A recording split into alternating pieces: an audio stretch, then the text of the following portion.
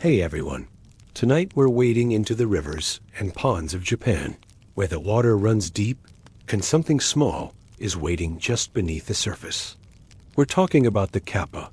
Before we get comfortable, take a moment to like the video and subscribe, but only if you genuinely enjoy what I do here.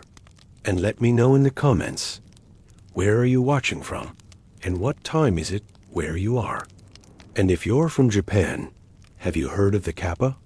Do you have any stories about it? Maybe something a grandmother told you, or a warning sign you saw near a river? I'd love to hear your stories. Now, dim the lights, maybe turn on a fan for that soft background hum, and let's ease into tonight's journey together. When you think of Japanese water monsters, you probably imagine something elegant. A dragon coiled in mist, a serpent guarding ancient treasures, maybe a beautiful spirit luring travelers to their doom with poetry and grace. The Kappa is none of those things. A Kappa is a child-sized turtle demon that hides under river toilets, drowns livestock for fun, and kills humans by extracting a mythical organ from their anus. It smells like rotting fish, passes 3 times as much gas as a normal person because it has 3 anuses, and can be permanently disabled by the simple act of making it bow. Politeness, that's the weakness. Not holy water, not ancient swords, not elaborate rituals performed by monks under the full moon. Just good manners and the basic courtesy of returning a bow when someone bows to you first. Which raises an obvious question.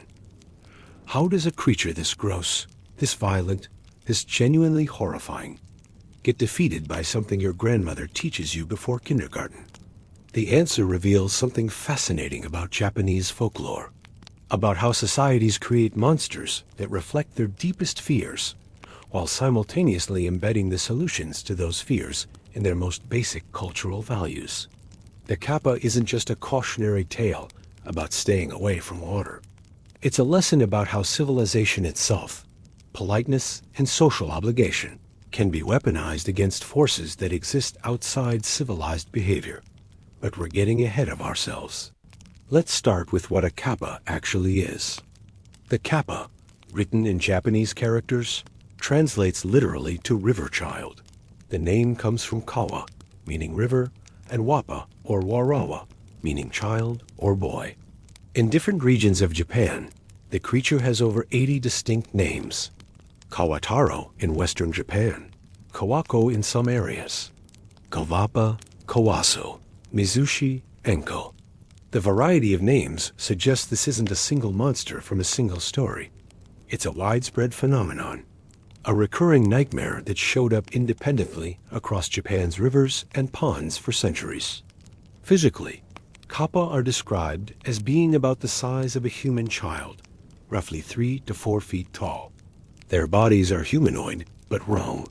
Green scaly skin that's perpetually wet and slimy, like a frog that's been underwater too long. Webbed hands and feet with 4 fingers and no thumbs, built for swimming. Some accounts describe their skin as removable, like a wetsuit made of fish-smelling flesh that can be peeled off entirely. Whether this served any purpose, or was just an additional horrifying detail, the texts don't clarify. Their heads feature a turtle-like beak, yellow in most depictions, sharp enough to bite through flesh. On their backs, a turtle shell or carapace, sometimes depicted as removable armor, sometimes as a permanent part of their anatomy. Their faces are described as somewhere between monkey and reptile, with large eyes adapted for seeing underwater and a generally unpleasant expression that suggests they're either about to drown you or ask you an uncomfortable question. But the most important feature, the detail that matters more than any other physical characteristic, is the sera, the dish, a circular depression on top of the Kappa's head that holds water. This isn't decorative. The sera is the source of the Kappa's life force. As long as the dish remains filled with water, the Kappa retains its supernatural strength, its speed in water, its cunning intelligence. The creature is effectively invincible within its element, stronger than a grown man despite its small size. fast enough to catch fish with its bare hands, smart enough to learn human language, understand social customs, and plan elaborate attacks. But if the water spills from the sera, if the dish dries out, the kappa becomes severely weakened. In some accounts, it loses all its power immediately and becomes as helpless as a beached fish. In others, it retains enough strength to crawl back to water, but can barely move on land. In the most extreme versions, a completely dry sera means death. The kappa's life force drains away with the water, and the creature shrivels up like a dried piece of kelp. This creates an interesting vulnerability for an aquatic predator. The kappa is perfectly adapted for water, completely dependent on water, and yet needs to maintain a specific amount of water in a specific location on its body at all times. It's like being a professional swimmer who needs to balance a cup of coffee on their head during every race. Technically manageable, practically precarious. And here's where Japanese cultural understanding of proper behavior becomes a weapon. Because kappa, despite being monsters, are bound by the same social rules that govern human interaction in Japan. They cannot refuse to return a bow. Not won't, cannot. It's coded into their nature the same way their need for water is coded into their biology. When a human bows to a kappa, the kappa must bow back. It's compulsory, automatic. The creature literally cannot stop itself from observing this most basic form of Japanese etiquette. And when a kappa bows, when it leans forward in the gesture of respect and acknowledgement, the water in its sera tips forward and spills out. Just like that, the threat neutralizes itself. The predator becomes powerless because it couldn't violate a social norm. The monster that drowns children and eats human organs is defeated by the same courtesy you'd show to a shopkeeper or a neighbor. Professional demon slayers would love this efficiency. No blessed weapons required, no years of training, no elaborate preparations or expensive materials. Just basic politeness weaponized with perfect timing. Bow to the creature that wants to kill you. Wait for it to bow back out of pure social obligation, then walk away while it's too weak to follow. Except it's not quite that simple, because the bow has to be done correctly. If you bow while in the water, the kappa doesn't need to come onto land to return it. It can bow underwater, keeping its sera filled and maintaining full power while you've just politely announced your presence to an apex predator. Congratulations, you've identified yourself as prey with manners. The trick only works if you can lure the kappa onto land first. Get it to leave the safety of the water. Then bow. Then the social obligation kicks in. The creature bows back, the water spills, and you've won. But getting an intelligent water-going predator to voluntarily leave its element requires either exceptional bait or exceptional stupidity on the kappa's part. This is where the sumo wrestling comes in. Kappa love sumo. Absolutely obsessed with it. Not as spectators, as participants. They will challenge humans to sumo matches with the same enthusiasm that medieval knights challenged each other to duels. It's a matter of pride, honor, and apparently entertainment for creatures that spend most of their time lurking in muddy water, waiting for someone to drown. So the standard method of dealing with a kappa goes something like this. Challenge it to sumo. The kappa, unable to resist the opportunity to demonstrate its superior grappling skills, accepts and comes onto shore. You bow formally before the match, as is proper sumo etiquette. The kappa bows back, also following proper etiquette. The water spills from its sera. The kappa loses its strength mid-bow and collapses. You walk away, having defeated a supernatural predator through the combined power of sports and politeness. This actually worked, according to numerous Edo period accounts. Multiple stories describe farmers, travelers, and children escaping kappa attacks by challenging them to sumo, and then exploiting the required pre-match bow. The creatures fell for it repeatedly, suggesting either they weren't as smart as advertised, or their obsession with sumo override their survival instincts. Though some stories suggest the kappa eventually caught on, Later accounts describe more cautious Kappa who would only wrestle in shallow water, keeping their sera wet even while technically on land. Or Kappa who learned to bow very shallowly, barely tilting their heads, minimizing spillage. Evolution in action. Predators adapting to prey that fights back with etiquette. But the politeness weakness isn't the only exploitable flaw in Kappa biology. There's also the cucumber situation. Kappa are absolutely obsessed with cucumbers. Not just fond of them, not just preferring them, obsessed.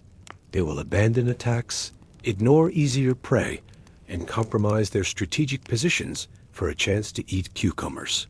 Some texts claim cucumbers are the Kappa's favorite food. Others suggest cucumbers have some sort of supernatural significance to water deities that Kappa, as debased water spirits, still honor. A few accounts propose that cucumbers simply taste better than human flesh, and that Kappa have a preference hierarchy like anyone else. Whatever the reason, the cucumber weakness is exploitable. Families living near Kappa-infested waters would carve the names of family members into cucumbers and throw them into the river as offerings. The logic being that if the Kappa has already eaten a cucumber bearing your name, it won't attack you personally, like a supernatural bribe paid in vegetables. This apparently worked often enough that the practice continued for centuries. Some villages still maintain the tradition, though now it's more cultural heritage than active monster deterrence. The sushi roll kappamaki, which is just cucumber wrapped in rice and nori, is named after this folklore. A reminder that Japanese cuisine carries monster legends in its very names. But here's where the Kappa's nature gets complicated. Because these creatures aren't purely evil. They're not mindless killing machines. They're intelligent, capable of learning, bound by honor in strange ways, and under specific circumstances, helpful. Multiple accounts describe Kappa teaching humans the art of bone setting, the medical practice of realigning broken or dislocated bones. According to these stories, if you manage to capture a Kappa without killing it, if you spare its life in exchange for knowledge, the creature will teach you techniques for setting bones that humans hadn't discovered on their own. Why would a monster that drowns children also possess advanced medical knowledge? The texts don't explain, but the pattern appears repeatedly across different regions and different time periods. Kappa as both killers and healers, predators and teachers, creatures bound by deals they make, even when those deals disadvantage them. This honor-bound nature shows up in another common Kappa story structure. A Kappa tries to drag a horse into the water. The horse, being stronger than the Kappa expected, pulls back. The Kappa gets yanked onto land instead. Its arm stretching, because apparently Kappa arms are connected inside their shells, and pulling one arm lengthens it while shortening the other. Very useful for reaching into small spaces. Less useful when a horse is using your arm as a tug-of-war rope. The farmer finds the Kappa stuck on land, weakened or injured, completely at his mercy. Instead of killing it, the farmer extracts a promise. The Kappa must swear never to harm anyone from this village again. The Kappa, bound by its honor, agrees. The farmer releases it. The Kappa keeps its word, becoming almost a protective spirit for that specific village while continuing to menace everyone else. Some villages have written contracts allegedly signed by Kappa, physical documents where the creature promised in writing to stop drowning locals in exchange for its life. These documents are stored in temples and shrines, treated as binding agreements between humans and monsters. Whether they're genuine or just very old forgeries, the fact that communities bothered to create them suggests they took the threat seriously. This honorable aspect of Kappa nature creates a strange dynamic. The creatures are deadly predators, yes. They will absolutely kill you if given the opportunity. But they're also bound by promises, compelled by social norms, and capable of gratitude if you spare their lives. They exist in this middle space between monster and person, beast and reasoning being. Which brings us to what Kappa actually do when they're not being tricked into bowing or bribed with cucumbers. because the politeness weakness and the cucumber obsession are the safe parts of the folklore. The parts parents tell children to make the lesson memorable. Bow to the river monster, little one, and it can't hurt you. Give it vegetables, and it will leave you alone. The reality of Kappa attacks is significantly less wholesome. Kappa drown people. That's the primary method. They wait in rivers, ponds, irrigation ditches, any body of water deep enough to hide in. When someone enters the water, swimming or bathing or washing clothes, a Kappa grabs their legs and pulls them under. The creature is much stronger than its size suggests, strong enough to drag down an adult. And it's in its element, moving through water with perfect efficiency, while its victim struggles and panics and eventually runs out of air.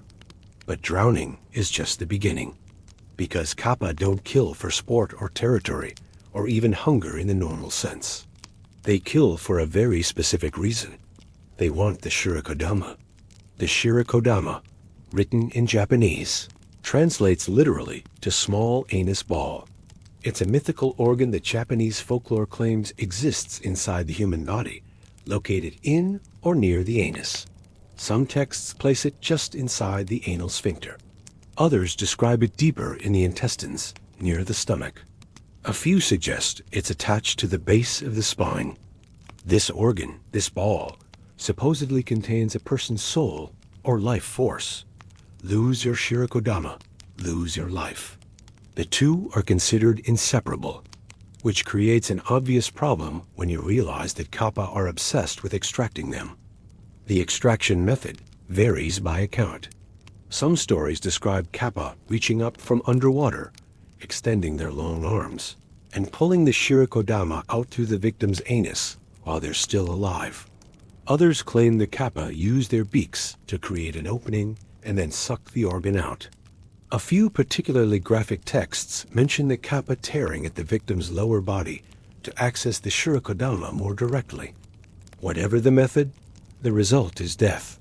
Removal of the shirikodama is considered fatal. The victim's soul goes with it, leaving an empty corpse behind. Some accounts mention that people who lose their shirikodama but survive the initial attack become permanently mentally damaged. Their personalities gone, reduced to hollow shells of who they were. Why do Kappa want shirikodama? The folklore offers several theories, none particularly comforting. Theory 1. They eat them. The shirikodama is a delicacy, though some Edo period illustrations show Kappa holding extracted shirikodama away from their faces with expressions of disgust, which contradicts the delicacy theory unless Kappa have very strange food preferences. One text notes that shirikodama smell exactly as bad as you'd expect something extracted from an anus to smell, which raises questions about why the Kappa bother at all. Theory 2. They pay them as tribute to the Dragon King. The ruler of all water realms supposedly demands shirikodama as tax from creatures living in his domain. The Kappa, as water dwellers, must collect and deliver a certain number per year or face consequences. What the Dragon King does with a pile of human anus organs, the folklore wisely doesn't speculate. Theory 3. They just collect them. No eating, no tribute, just collection for its own sake. Some Kappa supposedly hoard shirikodama, the way dragons hoard gold, accumulating them as proof of successful hunts or markers of status among other Kappa. None of these explanations are particularly good, but they all share one common element. The shirikodama is valuable enough to Kappa that they will risk exposure, conflict with humans, and even death to obtain them. This created a very specific type of warning in Japanese child rearing. Don't go near the water alone. Don't swim in rivers without adult supervision. Don't play near ponds after dark, because the Kappa is waiting, and it wants something from inside your body that you literally cannot live without. The shirikodama obsession also explains another disturbing element of Kappa lore, the creature's association with toilets. Traditional Japanese toilets, particularly in rural areas and during the Edo period, were often built over rivers or drainage ditches. The waste would fall directly into the water below, convenient from a plumbing perspective. Absolutely terrifying. There's a monster in the water that accesses human bodies through the anus perspective. Multiple stories describe Kappa lurking beneath these toilets, waiting for someone to sit down. The creature would reach up through the opening, extend its long arms, and attempt to extract the shirikodama while the victim was in the most vulnerable position imaginable, just trying to use the bathroom in peace. And suddenly, there's a turtle demon trying to pull your soul out through your rectum. This fear was taken seriously enough that some regions developed specific bathroom rituals to ward off Kappa, checking the toilet before use, making noise to scare away anything hiding below, never sitting for too long. Some texts mention people carrying iron, sesame, or ginger into the bathroom because Kappa supposedly feared these materials. The toilet attacks also led to another common Kappa behavior: sexual assault. The creatures were said to assault women using the bathroom, attempting to grape them or force them to bear Kappa children. These hybrid offspring were described as so horrifying that they were killed immediately after birth and buried in jars to prevent anyone from seeing what resulted from human Kappa reproduction. So the Kappa, this creature that can be defeated by politeness and distracted by cucumbers, is also a serial killer, an organ thief, a sexual predator, and a bathroom lurker. The juxtaposition is jarring, almost like the folklore itself. Can't decide whether the Kappa is a mischievous trickster or a genuine nightmare. The answer is both. And understanding how one creature embodies both roles requires understanding what the Kappa actually represents in Japanese culture.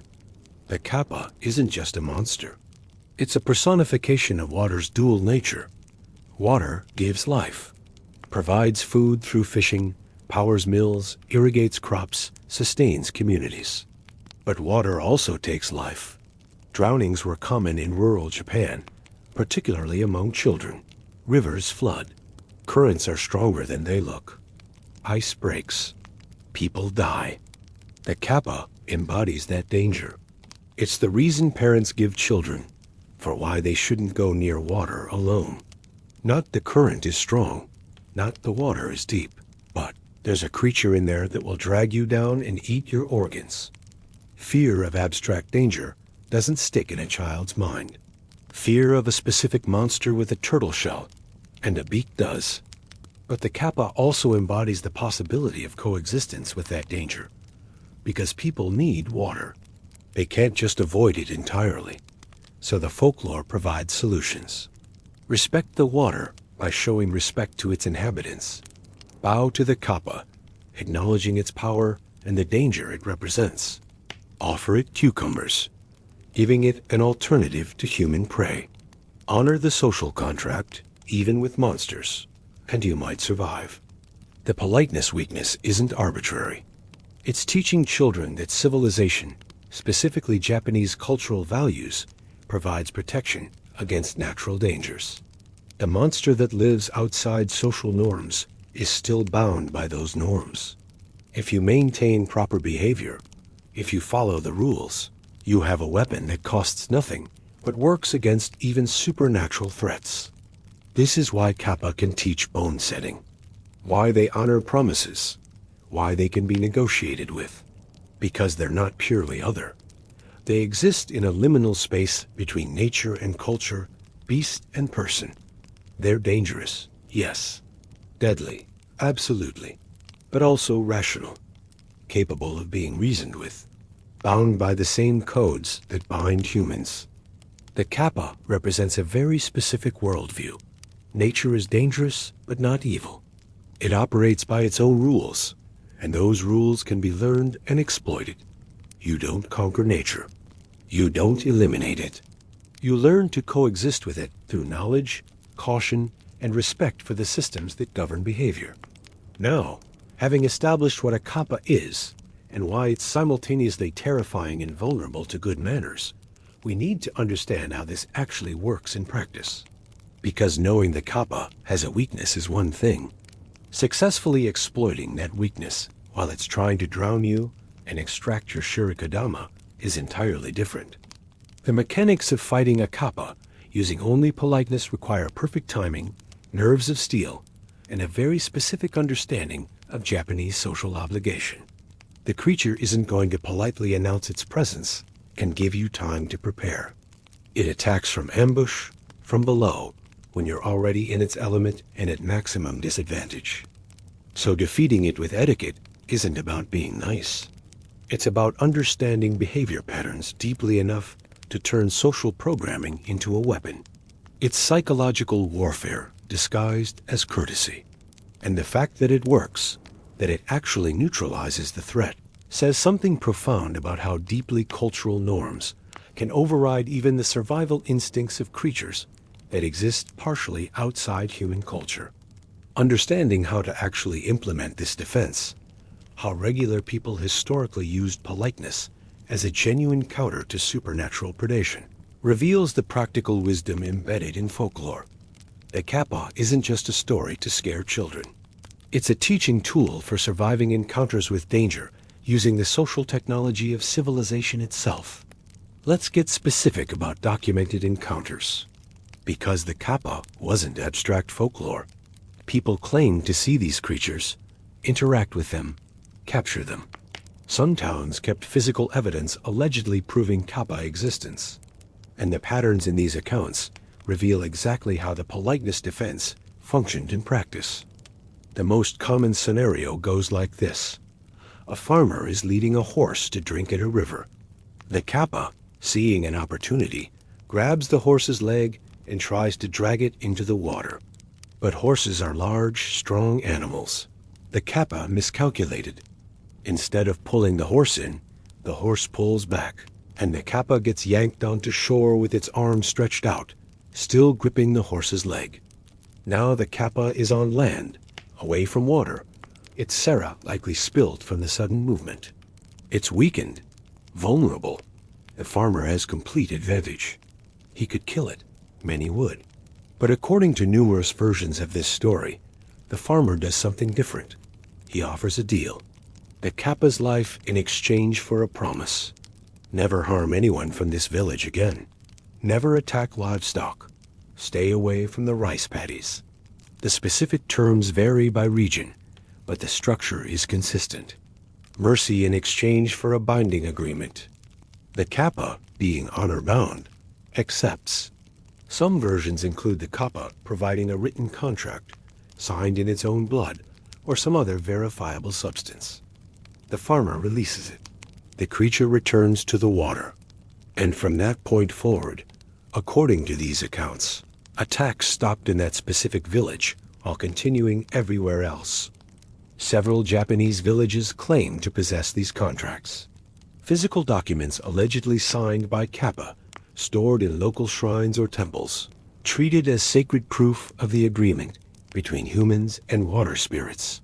Whether they're authentic or medieval forgeries doesn't really matter.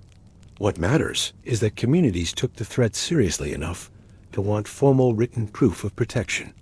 One famous case comes from a village near Ashiku Pond in what's now Ibaraki Prefecture. The local temple supposedly has a Kappa contract dating back several hundred years. The creature promised to protect the village from flooding and water accidents in exchange for forgiveness after it was caught trying to drown a child. According to local records, the village did experience fewer drownings after the contract was signed. Coincidence? Improved water safety practices? Or genuine supernatural agreement?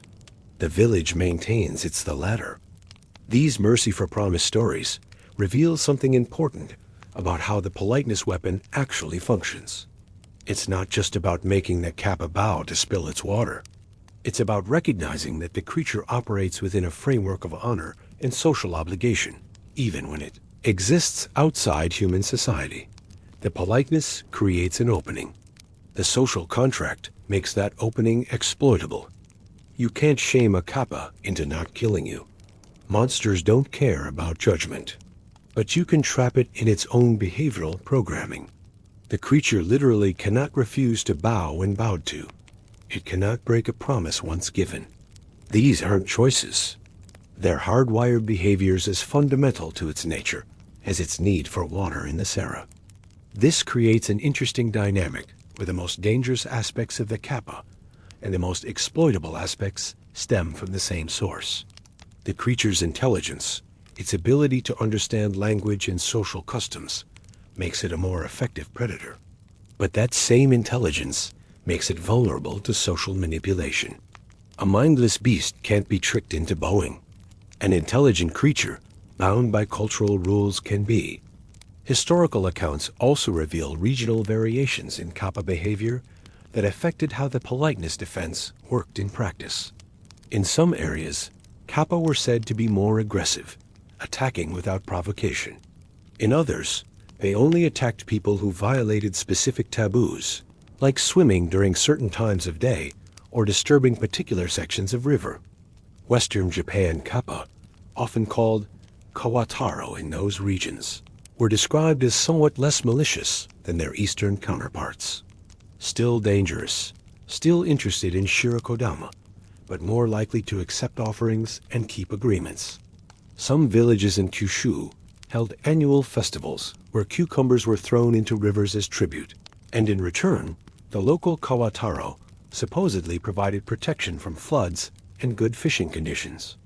Eastern Kappa, particularly around the Kanto region, had worse reputations, more violent, less negotiable.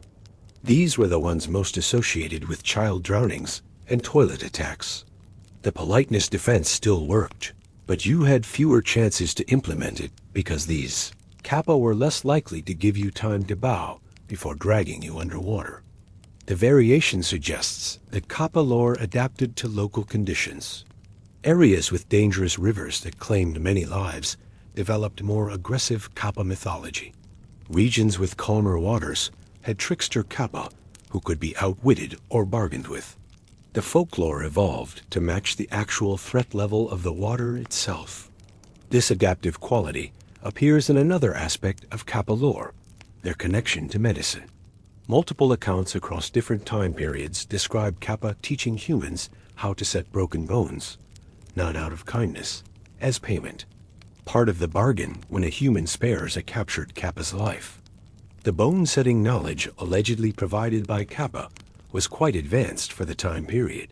Techniques for realigning fractures, methods for determining whether a bone was truly broken or just badly bruised, herbal remedies to reduce swelling and promote healing.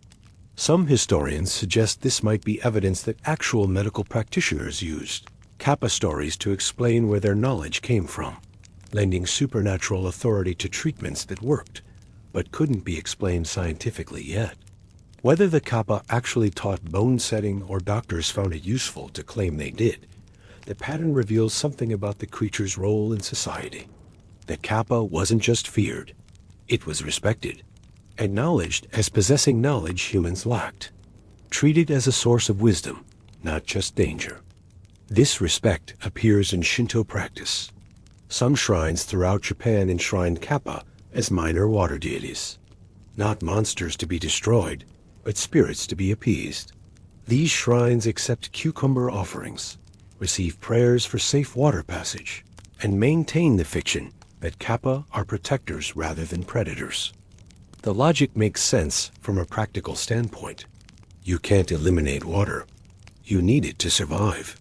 Therefore, you need to find ways to coexist with whatever lives in the water. Treating Kappa as deities worthy of worship creates a framework for that coexistence. Bring cucumbers. Show respect. Follow proper etiquette. And maybe the creature in the water won't drown your children. This religious aspect intersects with the politeness defense in interesting ways. Because bowing isn't just social courtesy in Japanese culture. It's also a religious gesture. Bowing at shrines, bowing to priests, bowing is part of ritual purification. The act carries weight beyond simple etiquette.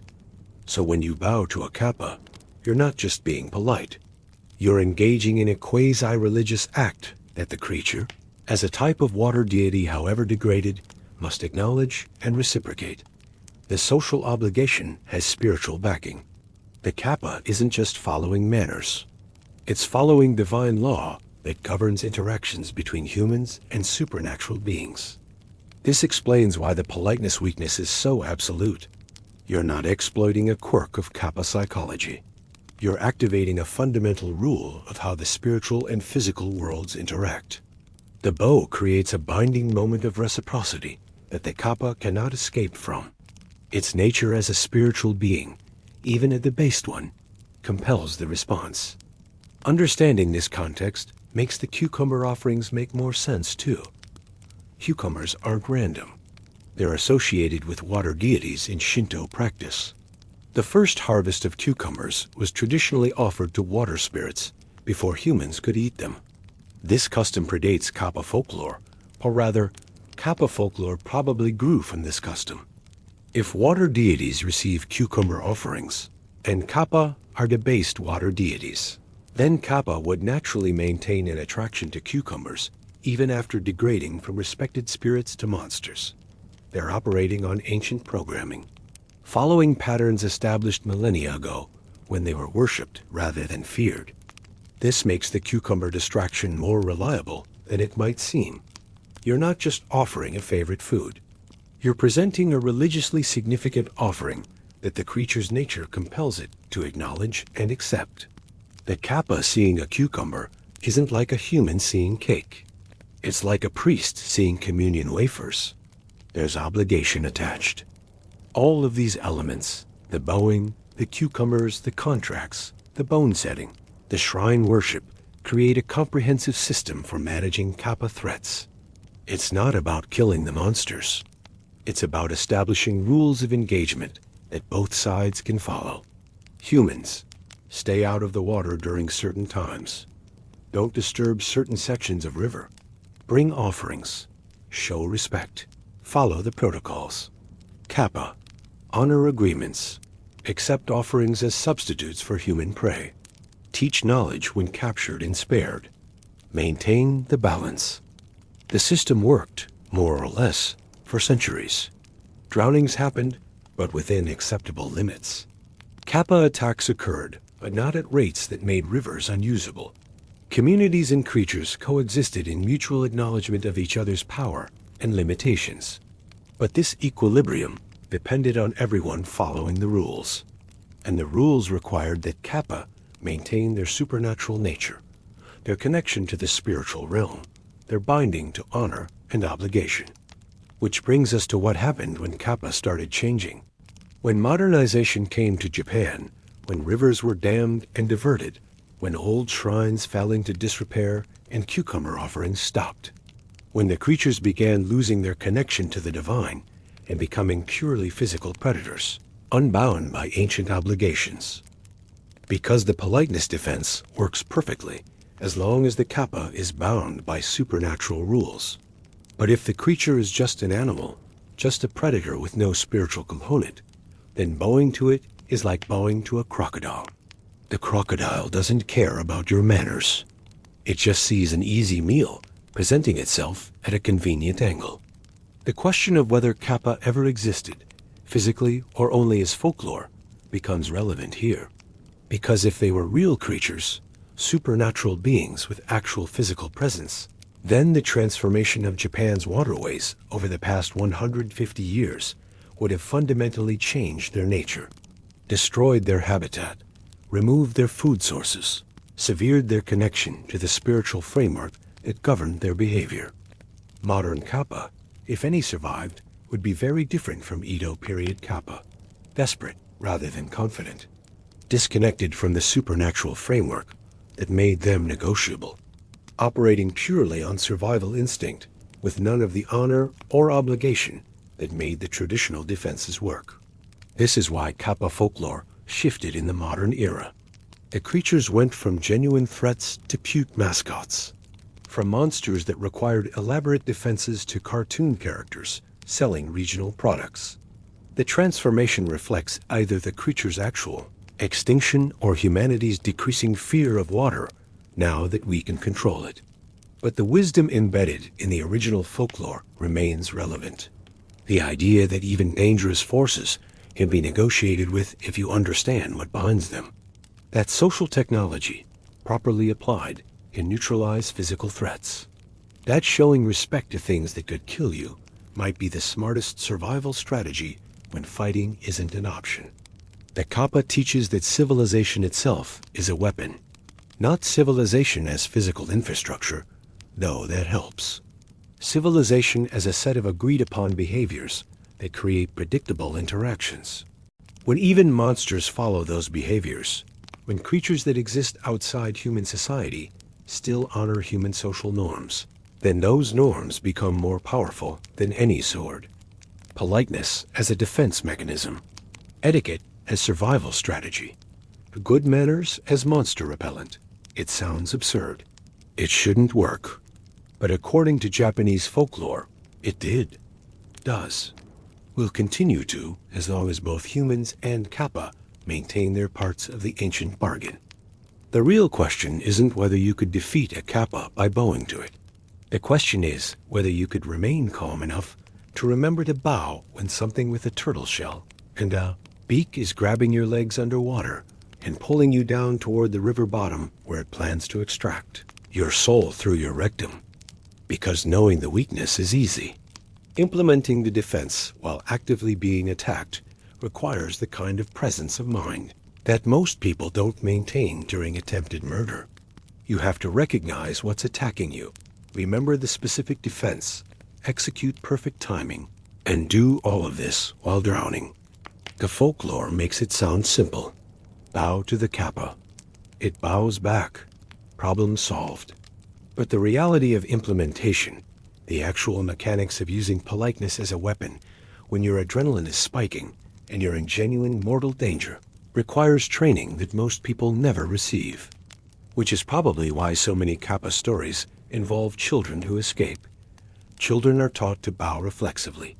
They practice proper etiquette until it's automatic.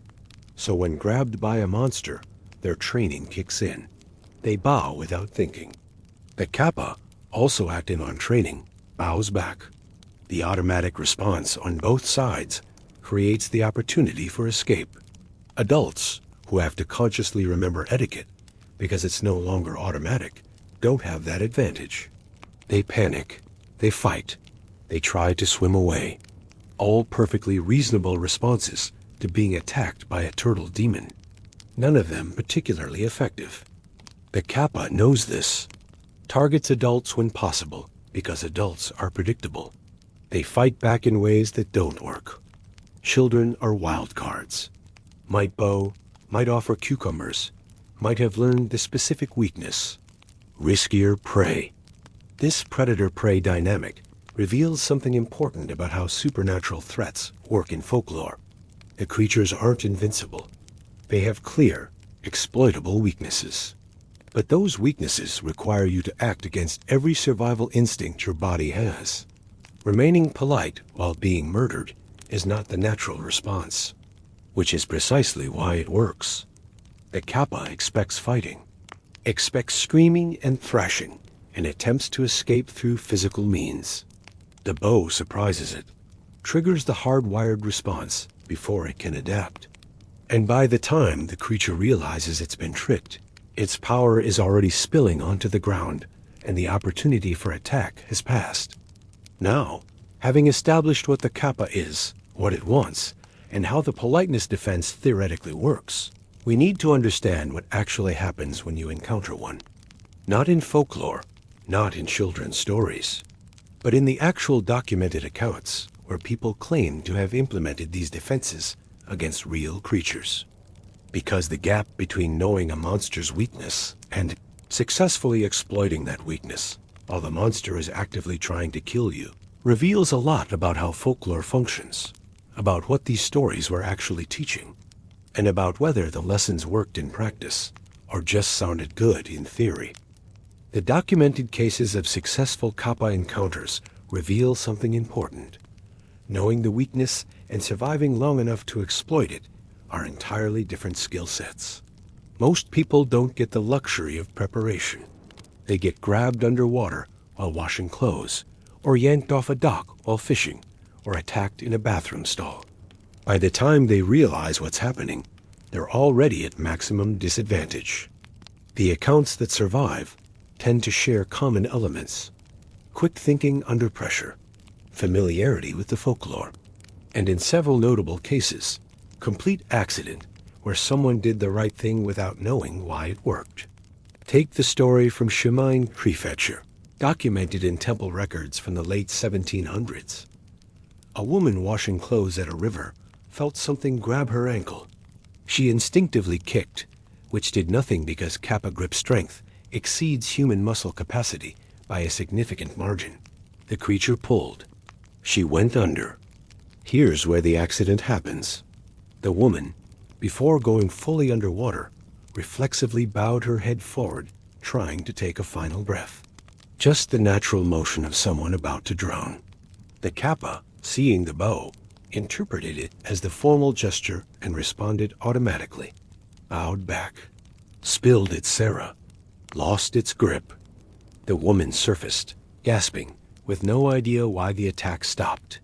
The villagers who found her, shaking and soaked on the riverbank, recognized the pattern. Kappa attack, sudden release, victim alive. They knew what had happened, even if she didn't.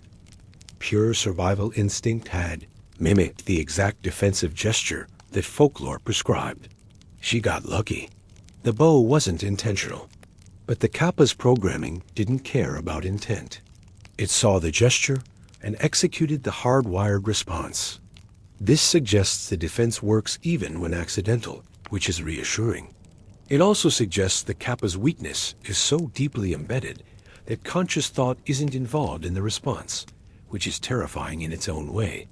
Because if bowing triggers an automatic response the creature can't control, what else might trigger that response? Could you fake a bow? Nod your head in a way that resembles the gesture enough to activate the programming? Several accounts suggest yes, though the specifics get complicated. A merchant traveling through what's now Fukushima Prefecture claimed he escaped a Kappa by pretending to stumble, falling forward in a motion that looked like a deep bow. The Kappa, mid-attack, stopped and returned what it thought was formal greeting. By the time the creature realized the deception, the merchant had scrambled back from the water's edge, and the Kappa sera had already spilled. This worked once. The merchant tried the same trick 2 weeks later at a different river, got dragged under and barely survived. The Kappa in the second location either didn't fall for the fake bow or had different behavioral programming. Regional variation strikes again.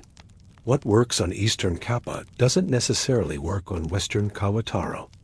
The inconsistency makes the defense unreliable in practice. You're gambling that the specific Kappa attacking you is the type that responds to bowing, and that you'll execute the bow correctly, and that you're not already underwater when you try it, and that the creature hasn't learned to recognize fake bows from previous encounters with humans who tried the same trick. Those are a lot of variables when your life depends on getting them all right simultaneously, which explains why so many historical accounts involve failed defenses. People who knew the folklore attempted the bow and died anyway because one element didn't align correctly. The most common failure point? Timing. Bowing too early means the Kappa isn't close enough to see it clearly, interprets it as submission rather than formal greeting, and continues the attack with increased confidence. Bowing too late means you're already underwater. The Kappa can bow back while submerged, keeping its sera filled, and you've wasted the one defensive move you had. The window for successful implementation is narrow. The Kappa needs to be on land or very close to shore. You need to be stable enough to execute a proper bow. The creature needs to be paying attention.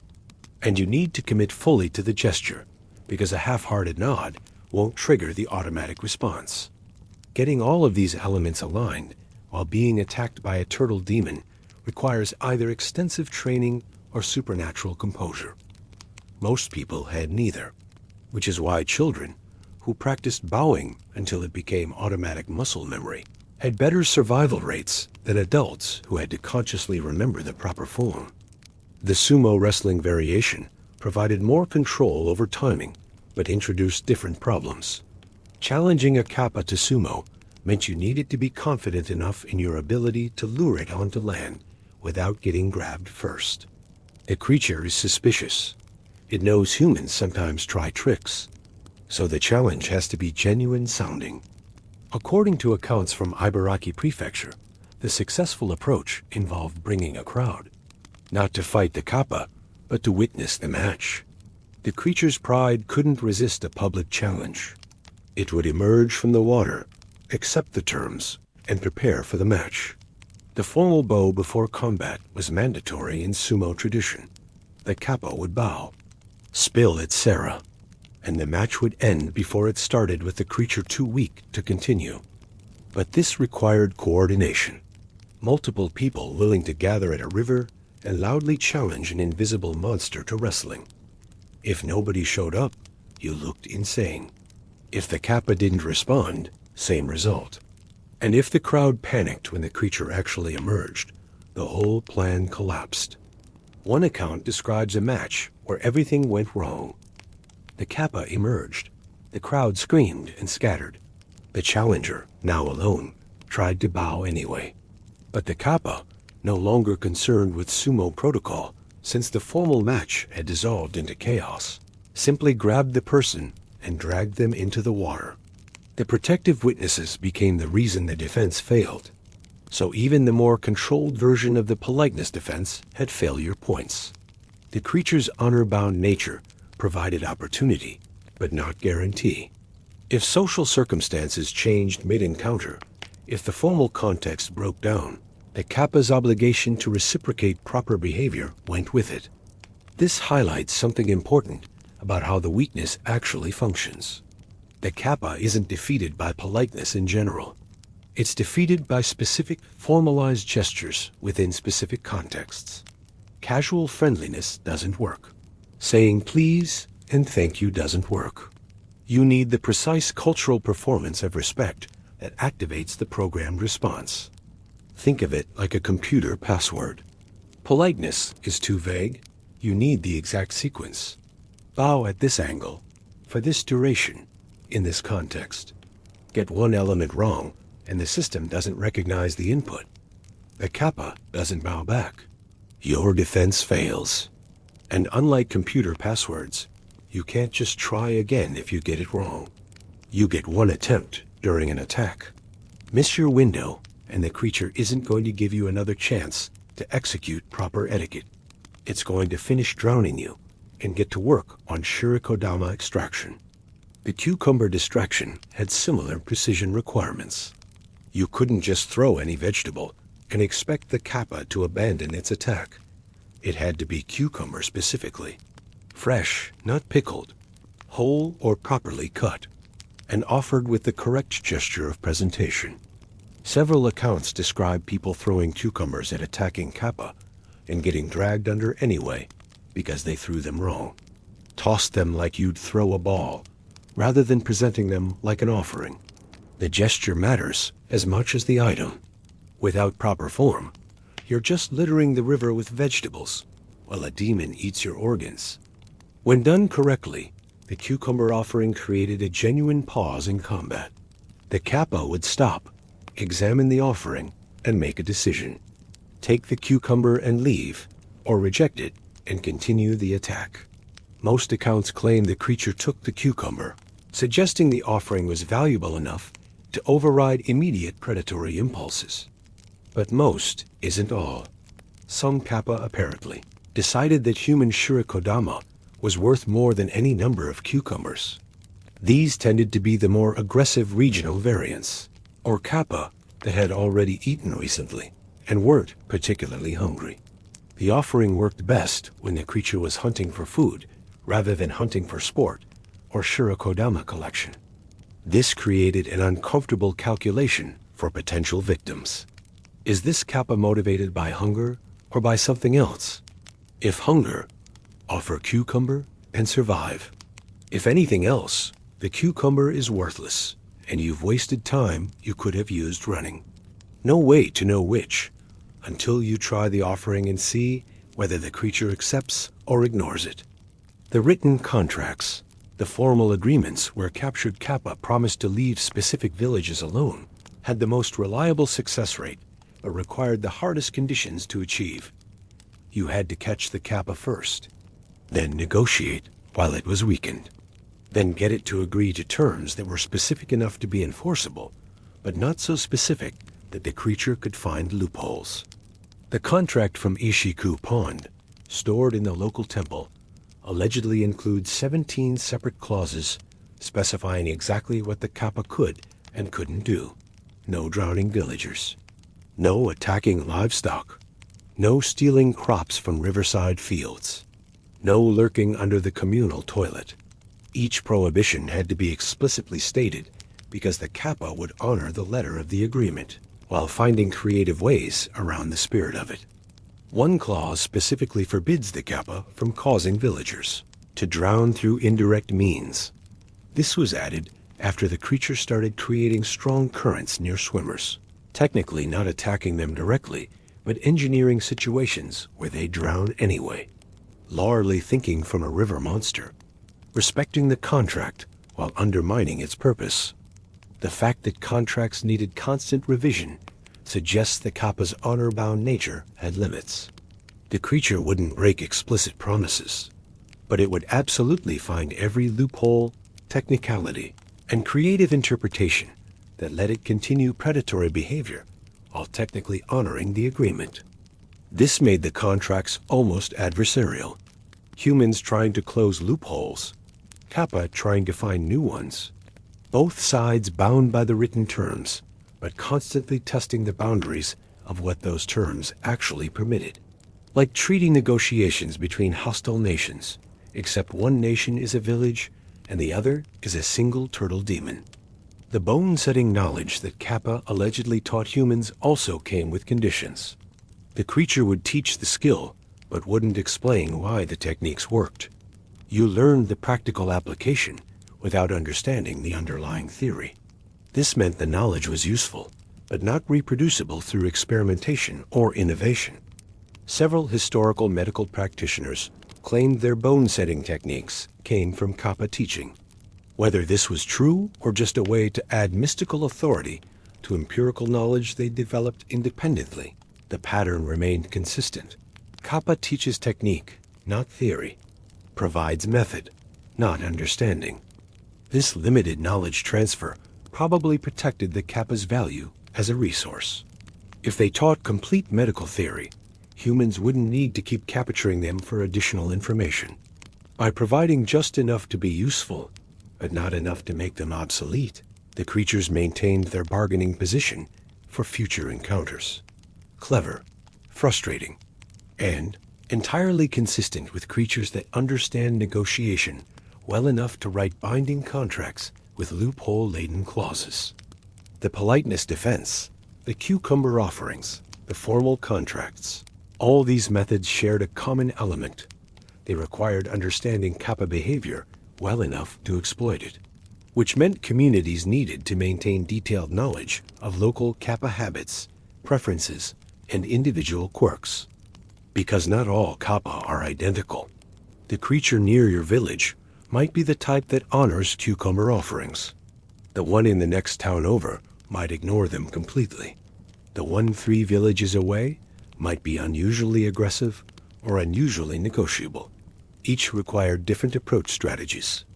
This local knowledge got passed down through families and communities. Specific warnings about specific Kappa in specific rivers. Instructions tailored to regional variants. The folklore wasn't universal. It was hyperlocal, adapted to the actual threats each community faced, which worked perfectly fine as long as communities remained stable and knowledge transfer remained reliable. But when people moved between regions, when traditional storytelling practices broke down, when urbanization pulled young people away from villages where Kappa knowledge was maintained, the system started failing. Someone who grew up learning about the polite, cucumber-loving Kawataro of Western Japan would move to the Kanto region and try the same tactics on the aggressive, less honorable Eastern Kappa. The defense would fail. They'd die confused, wondering why the folklore lied to them. It didn't lie. It was just regional. And regions don't always advertise that their monster-fighting techniques only work locally. This created situations where the politeness defense had the opposite effect. Someone bowing to an Eastern Kappa that didn't honor the formal gesture would just present themselves as easy prey. The creature would interpret the bow as submission rather than formal challenge. Attack with increased confidence rather than reciprocating the gesture. Same action, opposite result, depending entirely on which Kappa you encountered. The defense went from reliable to deadly based on geography and luck. The written contracts tried to standardize this by making agreements explicit and formal. But even those had regional variation. Some Kappa would accept contracts. Others refused to negotiate entirely. A few would agree to terms and then vanish, never to be seen again, leaving villages wondering whether they'd successfully protected themselves or just convinced the creature to relocate somewhere else. The relocation question matters because Kappa, being immortal or at least extremely long-lived, could afford to move when a region became too dangerous or too restrictive. If one river had too many humans who knew the defenses, the creature could travel to another river where the population was less informed. This created a perverse incentive.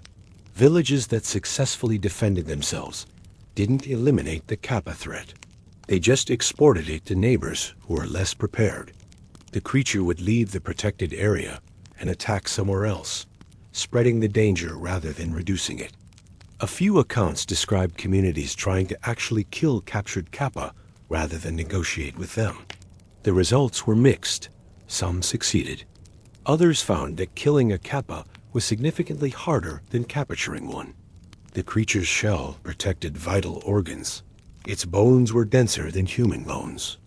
And even when successfully killed, nobody knew whether the Kappa actually died or just returned to whatever spiritual realm it originated from before reforming and coming back angrier. The uncertainty around Kappa mortality made killing them a gamble. You might permanently eliminate the threat. Or you might create a vendetta situation where the creature remembers you specifically and targets your descendants for generations. Given those options, negotiation and contracts seemed safer, even if they were less permanent solutions. All of these defensive methods, from bowing to cucumbers to written agreements, functioned within a very specific framework. They assumed the Kappa was bound by supernatural rules, that it couldn't refuse formal gestures, that it honored deals, that it operated according to some code even while being a predatory monster. But what happens when that assumption breaks down? When you encounter a Kappa that doesn't follow the rules? When the creature ignores bowing, rejects cucumbers, breaks contracts, and attacks with pure predatory efficiency, unencumbered by social obligation? Because those Kappa exist in the folklore too. The rogues. The ones that somehow severed their connection to the supernatural framework that bound their behavior. The creatures that became pure physical threats without the exploitable weaknesses that made coexistence possible. Those are the Kappa that the traditional defenses don't work against. The ones where politeness stops being a weapon and becomes just another way to die while being polite about it. These rogue Kappa show up in accounts from across Japan, though more frequently in certain periods. Times of social upheaval, wars, famines, natural disasters. When human social order broke down, apparently the supernatural social order that bound Kappa behavior broke down with it. A documented case from the early 1800s describes a Kappa near what's now Tokyo that ignored all traditional defenses. People bowed. The creature attacked anyway. They offered cucumbers. It ignored them. One farmer even produced a written contract allegedly signed by the same Kappa decades earlier, promising to leave his family alone. The Kappa tore the document apart and drowned the farmer. The local community had no explanation. The same creature that had honored agreements for generations suddenly acted like those agreements never existed. Some blamed pollution in the river, poisoning the Kappa's mind. Others suggested the creature had been replaced by a different, more aggressive individual.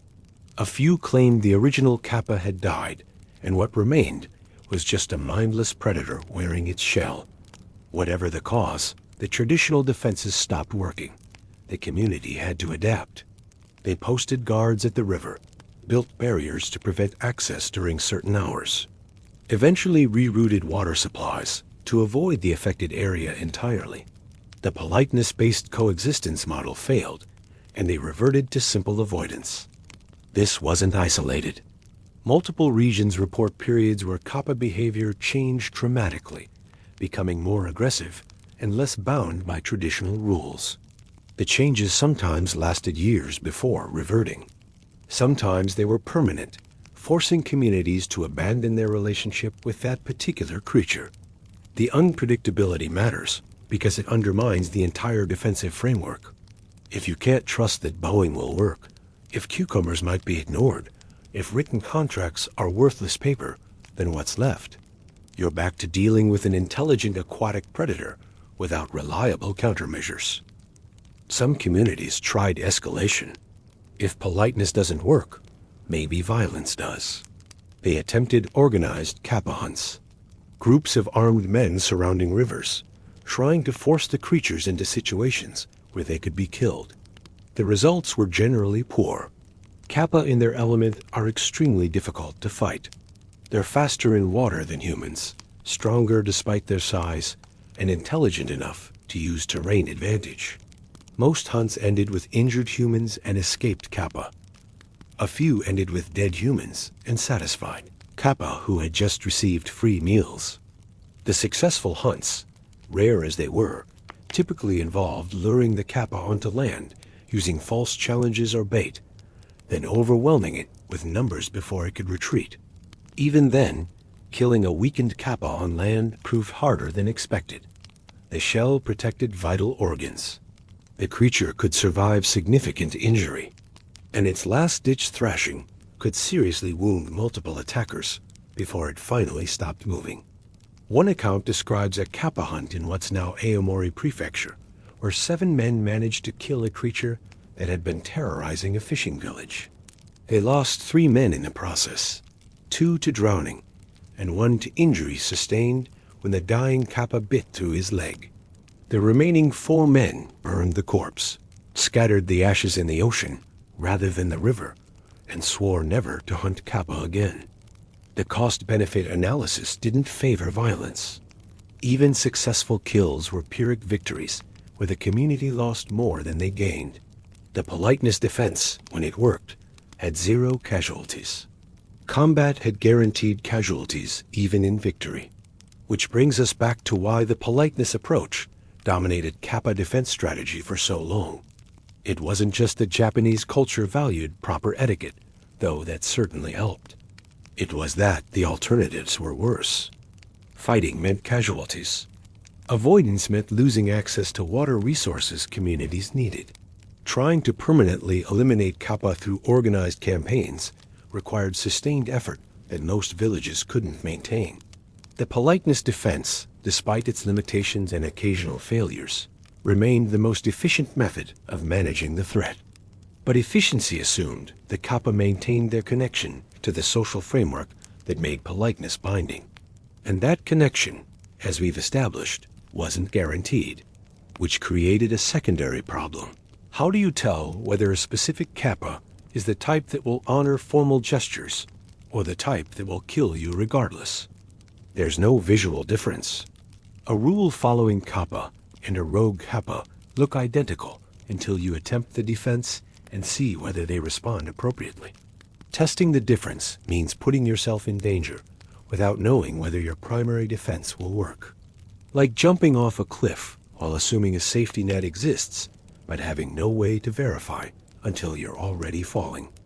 Some communities developed indirect testing methods. They'd leave cucumber offerings at the river's edge and check whether the Kappa took them. If the offerings disappeared, that suggested the creature still honored traditional behaviors.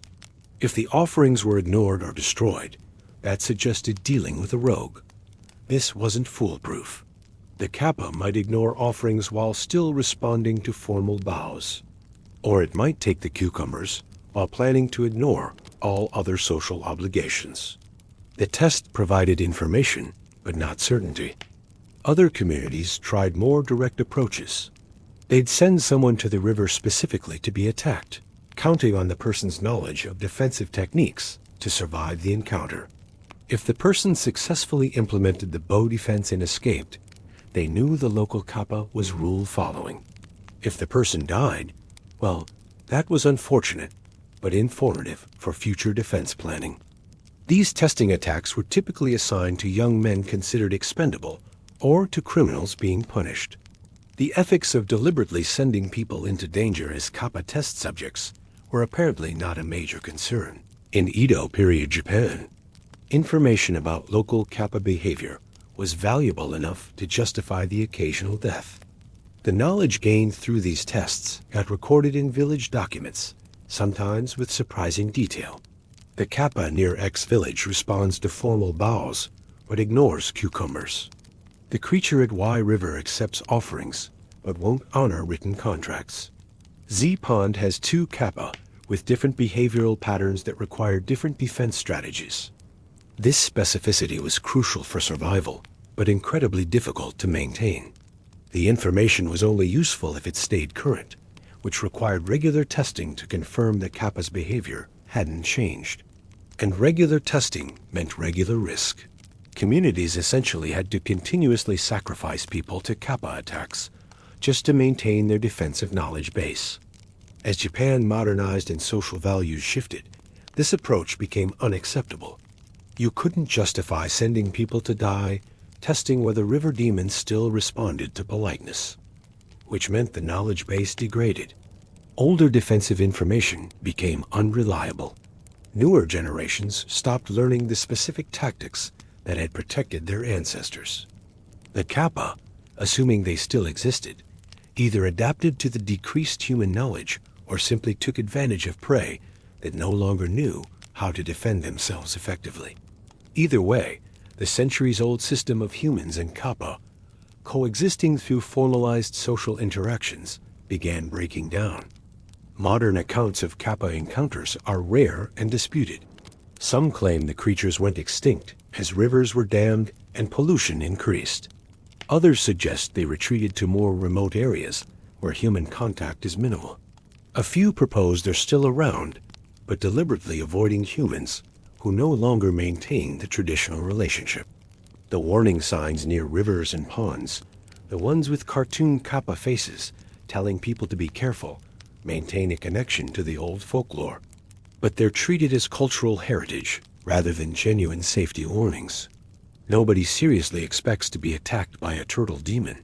The signs are nostalgic, decorative, reminders of when communities believed in water spirits and developed elaborate social protocols for managing supernatural threats. This shift from genuine threat to cultural memory happened remarkably fast. Within 2 generations, Kappa went from creatures people actively defended against to mascots selling regional products. The politeness defense went from survival technique to quaint historical trivia. The written contracts stored in temples went from binding supernatural agreements to curiosities for tourists. Whether this happened because the Kappa actually disappeared or because modern skepticism made people stop believing in them, the result is the same. The defensive knowledge is eroding. The specific tactics that kept people alive for centuries are being forgotten or reduced to simplified children's stories that miss crucial details. And if the Kappa are still around, if they're wading in rivers less traveled and ponds too remote for regular human contact, then the loss of this knowledge represents a genuine safety risk, because the creatures haven't forgotten how to attack humans. But humans have largely forgotten how to defend against Kappa. This creates an uncomfortable scenario for anyone who takes the folklore seriously. You're swimming in a river. Something grabs your ankle. You remember vaguely that you're supposed to bow to Kappa, but do you bow now while underwater? Wait until you surface? Try to lure it onto land first. The broad strokes of the defense are cultural common knowledge. The precise implementation details that determine success or failure are increasingly lost. The cucumber offering faces similar degradation. Everyone knows Kappa like cucumbers. Fewer people know the proper presentation method. Almost nobody knows which regional Kappa variants actually honor cucumber offerings versus which ones ignore them completely. The knowledge became generalized and therefore less useful. The written contracts are functionally extinct as a defensive strategy. No modern community is capturing Kappa and negotiating formal terms. Partly because nobody believes Kappa exists to capture. Partly because the legal framework for binding supernatural agreements doesn't translate into modern Japanese law. How do you enforce a contract with a river demon? What court has jurisdiction? The questions are absurd, which is why the practice disappeared. But the underlying logic of the contracts remains interesting. The idea that even monsters can be negotiated with if you understand what binds their behavior. That social technology can substitute for violence when dealing with threats. That formalized agreements benefit both parties even when one party is human and the other is a supernatural predator. These concepts aren't limited to Kappa. They appear throughout Japanese folklore in various forms. Different creatures with different specific weaknesses, but similar underlying patterns, respect the social forms, honor the agreements, maintain proper behavior, even when dealing with beings that exist outside normal social boundaries. The Kappa just represent the most extreme example. A creature that will absolutely kill you, but can be stopped by good manners. A predator that honors promises, even while planning your murder. An intelligent being that values cucumbers enough to spare your life. The modern loss of Kappa defense knowledge might not matter if the creatures are truly extinct or permanently hidden. But it definitely matters if they're still around and simply waiting for humans to forget how vulnerable they really are. Because the politeness defense only works when both parties remember it exists. The Kappa remembers. They've maintained their behavioral patterns for centuries, bound by whatever supernatural framework governs their nature. But humans are forgetting. The specific gestures, the precise timing, the regional variations, all gradually disappearing from active knowledge into historical curiosity. And when the knowledge is gone, when nobody remembers how to properly bow to a Kappa, or present cucumber offerings, or negotiate binding contracts, then the creatures stop being manageable threats and become unstoppable predators. The politeness that protected countless lives becomes meaningless because nobody performs it correctly anymore. This is what happens when defensive folklore breaks down. Not dramatically, not all at once, just gradually. One generation tells their children simplified versions. The next generation treats it as fiction. The following generation forgets it entirely. And then someone encounters an actual Kappa with no idea how to defend themselves, because the knowledge their ancestors maintained for centuries was dismissed as superstition. The gap between folklore and modern reality creates opportunity for disaster. The Kappa haven't changed their nature, but humans have changed their relationship with that nature. And when the relationship breaks down, when the social contract that enabled coexistence dissolves, what remains is just the predator and the prey with no framework for managing the interaction. Whether that matters depends entirely on whether Kappa still exist as physical threats or only as cultural memories. But the loss of defensive knowledge is real either way. The techniques that worked for centuries are disappearing, and once they're gone, reconstructing them from fragmentary folklore and tourist brochures won't be nearly as reliable as the living tradition that communities used to maintain. The politeness defense isn't just about defeating Kappa through good manners. It's about maintaining cultural knowledge specific enough to save lives. And that knowledge, like the Kappa themselves, is fading from rivers and ponds into mythology and nostalgia. Which leaves a question. If you encountered a Kappa today, right now, in a river far from cities where old folklore might still have practical application, would you know what to do? Would you remember the bow? Would you execute it correctly? Would you know whether this particular Kappa is the type that honors formal gestures or the type that uses your politeness as an opportunity to attack while you're distracted? The answer for most modern people is no. And knowledge exists in theory, but not in practice. which means the politeness defense, one of folklore's most elegant solutions to supernatural predation, has become effectively useless, not because it stopped working, but because nobody remembers how to implement it correctly anymore. And that gap between what could work and what people actually know how to do reveals the real danger. Not the Kappa themselves, but the loss of the wisdom that made dealing with them possible. The practical implementation of Kappa defenses also required understanding the creature's daily patterns. When they hunted, where they preferred to wait, what times of day presented maximum danger. This wasn't mystical knowledge. It was behavioral observation accumulated over generations of living near Kappa-inhabited waters. Most accounts agree that Kappa are crepuscular hunters, most active during dawn and dusk when light levels are low and prey visibility is reduced. Midday swimming was relatively safer. Midnight swimming was suicidal for different reasons, mostly because you couldn't see the Kappa approaching until it grabbed you. The safest swimming windows were mid-morning and mid-afternoon, when the sun was bright and the creatures were supposedly resting. This created practical swimming schedules the communities enforced through social pressure. Children who went to the river during dangerous hours weren't just breaking rules. They were risking encounters with creatures that their defensive knowledge might not save them from. Better to restrict access entirely than rely on emergency defensive measures that required perfect execution under panic. The bathroom situation created different problems because you couldn't schedule toilet use to avoid Kappa activity periods. People needed to use bathrooms regardless of time of day. The solution was architectural. Toilets were designed with smaller openings. Gratings were installed under the seats. Some communities even built toilets away from water entirely, using different waste management systems despite the inconvenience. These adaptations reveal something important. The politeness defense was never the only solution.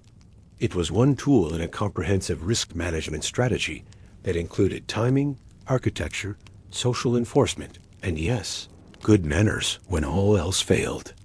Modern safety approaches completely abandoned the supernatural framework, but kept some of the practical elements. Don't swim alone. Avoid rivers during poor visibility. Watch children near water. The underlying logic remained even after the Kappa explanation disappeared. Danger exists in water. Manage that danger through multiple overlapping precautions. The difference is that modern approaches don't acknowledge the possibility of intelligent, negotiable threats. The danger is treated as purely physical.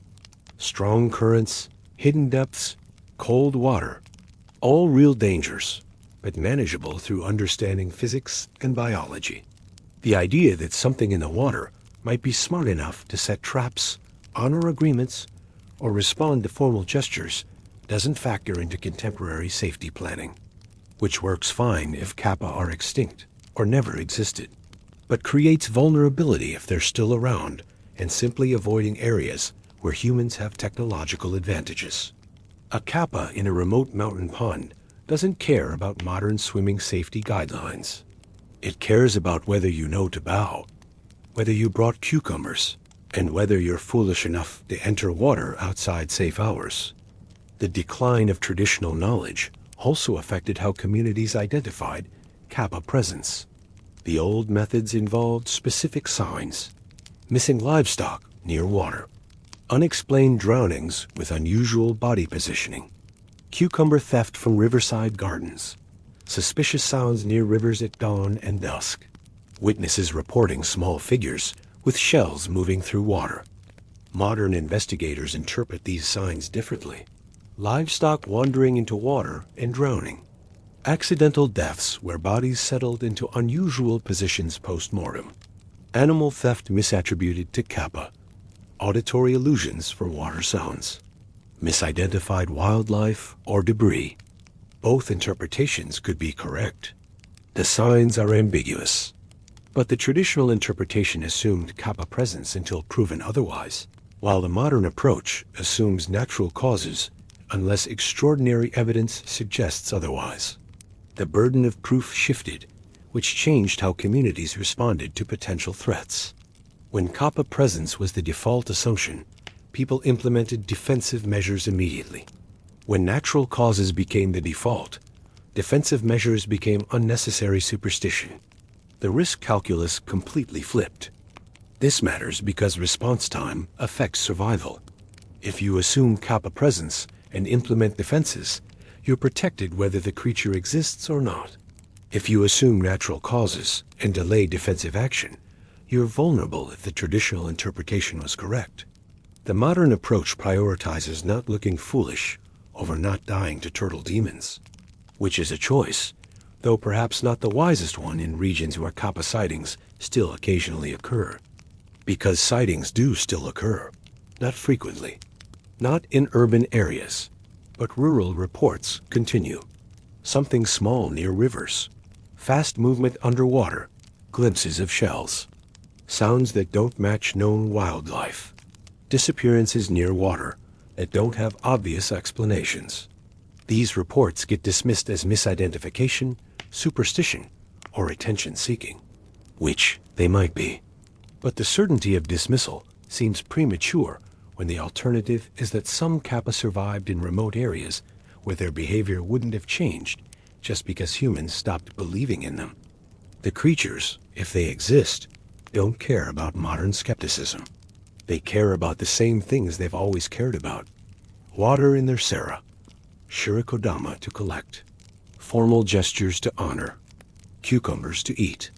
The supernatural framework that governed their behavior for centuries doesn't dissolve just because humans decided it's fictional, which creates a genuinely dangerous situation for anyone who encounters a Kappa while armed only with modern skepticism and pop culture knowledge.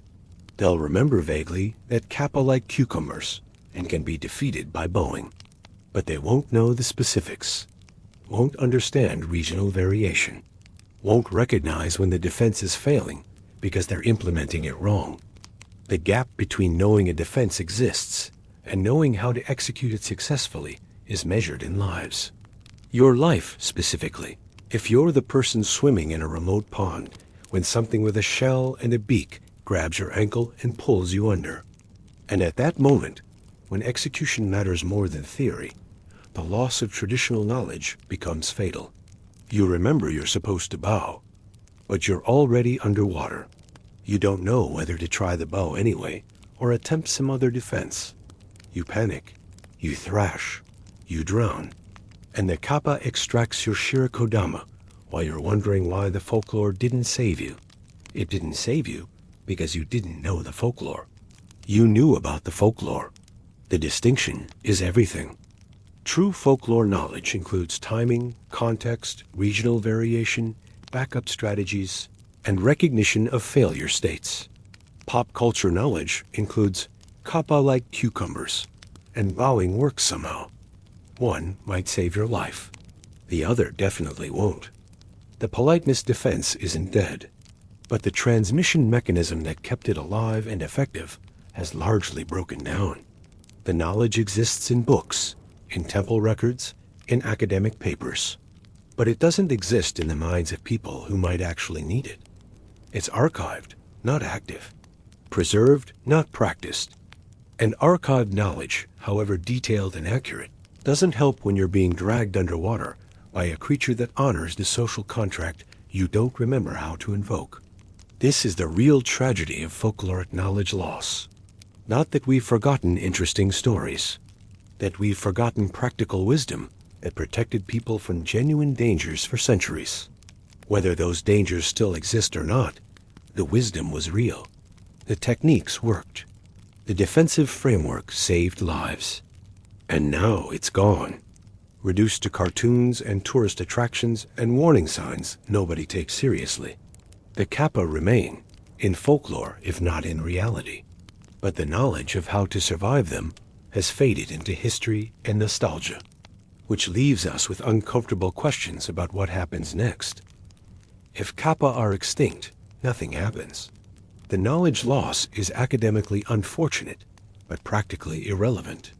But if even a few Kappa survived in remote waters, If the creatures are still bound by their ancient behavioral patterns, while humans have forgotten the corresponding defenses, then the balance that enabled centuries of coexistence has collapsed.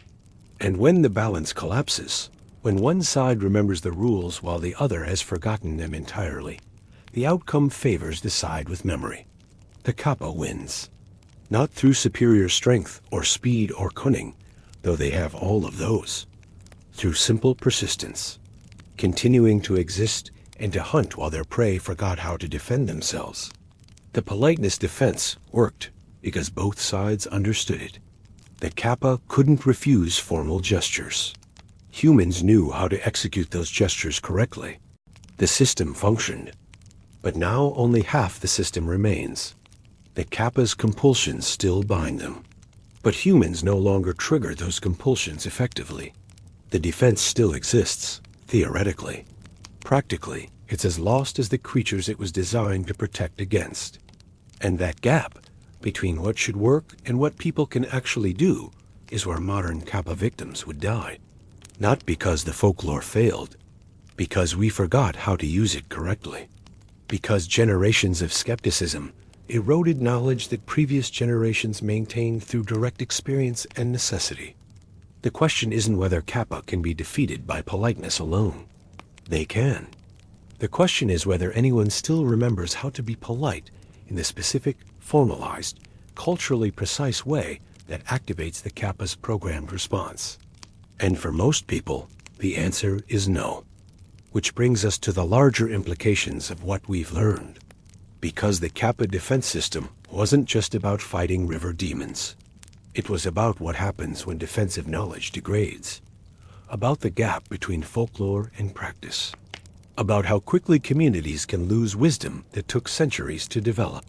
And about whether that lost wisdom matters in a modern world that's decided certain threats simply don't exist anymore. The larger implications extend beyond whether Kappa exist as physical creatures. Because the pattern of knowledge loss, the gap between folklore and practice, appears everywhere humans interact with danger. We develop wisdom through painful experience. We transmit that wisdom through stories and tradition. Then we forget the wisdom once the immediate danger seems to have passed. Kappa defense represents an extreme example. Most modern people don't need to know how to defeat river demons through politeness. But the underlying question remains relevant. What happens when communities lose practical knowledge that previous generations maintained as survival necessities? The answer depends entirely on whether the danger actually disappeared or just became less visible. In the Kappa's case, we can track exactly how this happened. Edo period Japan had functioning Kappa defense systems. Multiple overlapping strategies maintained through community knowledge and regular practice. By the early 1900s, those systems were degrading. By the mid-1900s, they were largely abandoned. By 2000, they were tourist attractions. The transformation took less than 150 years, 4 or 5 generations. That's how quickly comprehensive defensive knowledge can collapse when the perceived threat diminishes. And here's the uncomfortable part. We don't actually know whether the threat diminished or just changed locations. Kappa sightings decreased in developed areas. But developed areas also dammed rivers, polluted water, and eliminated the habitat Kappa supposedly preferred. The creatures could have gone extinct. Or they could have relocated to areas humans don't frequent anymore. The difference matters enormously for the handful of people who still swim in remote mountain ponds or fish in isolated rivers where traditional Kappa territory hasn't been developed. Those people are operating in exactly the environment where Kappa would still exist if they exist anywhere. And they're doing it without the defensive knowledge their ancestors would have considered essential. This creates what risk analysts call residual threat, the danger that remains after you've implemented countermeasures, but before you've verified those countermeasures actually eliminated the hazard. Kappa might be gone.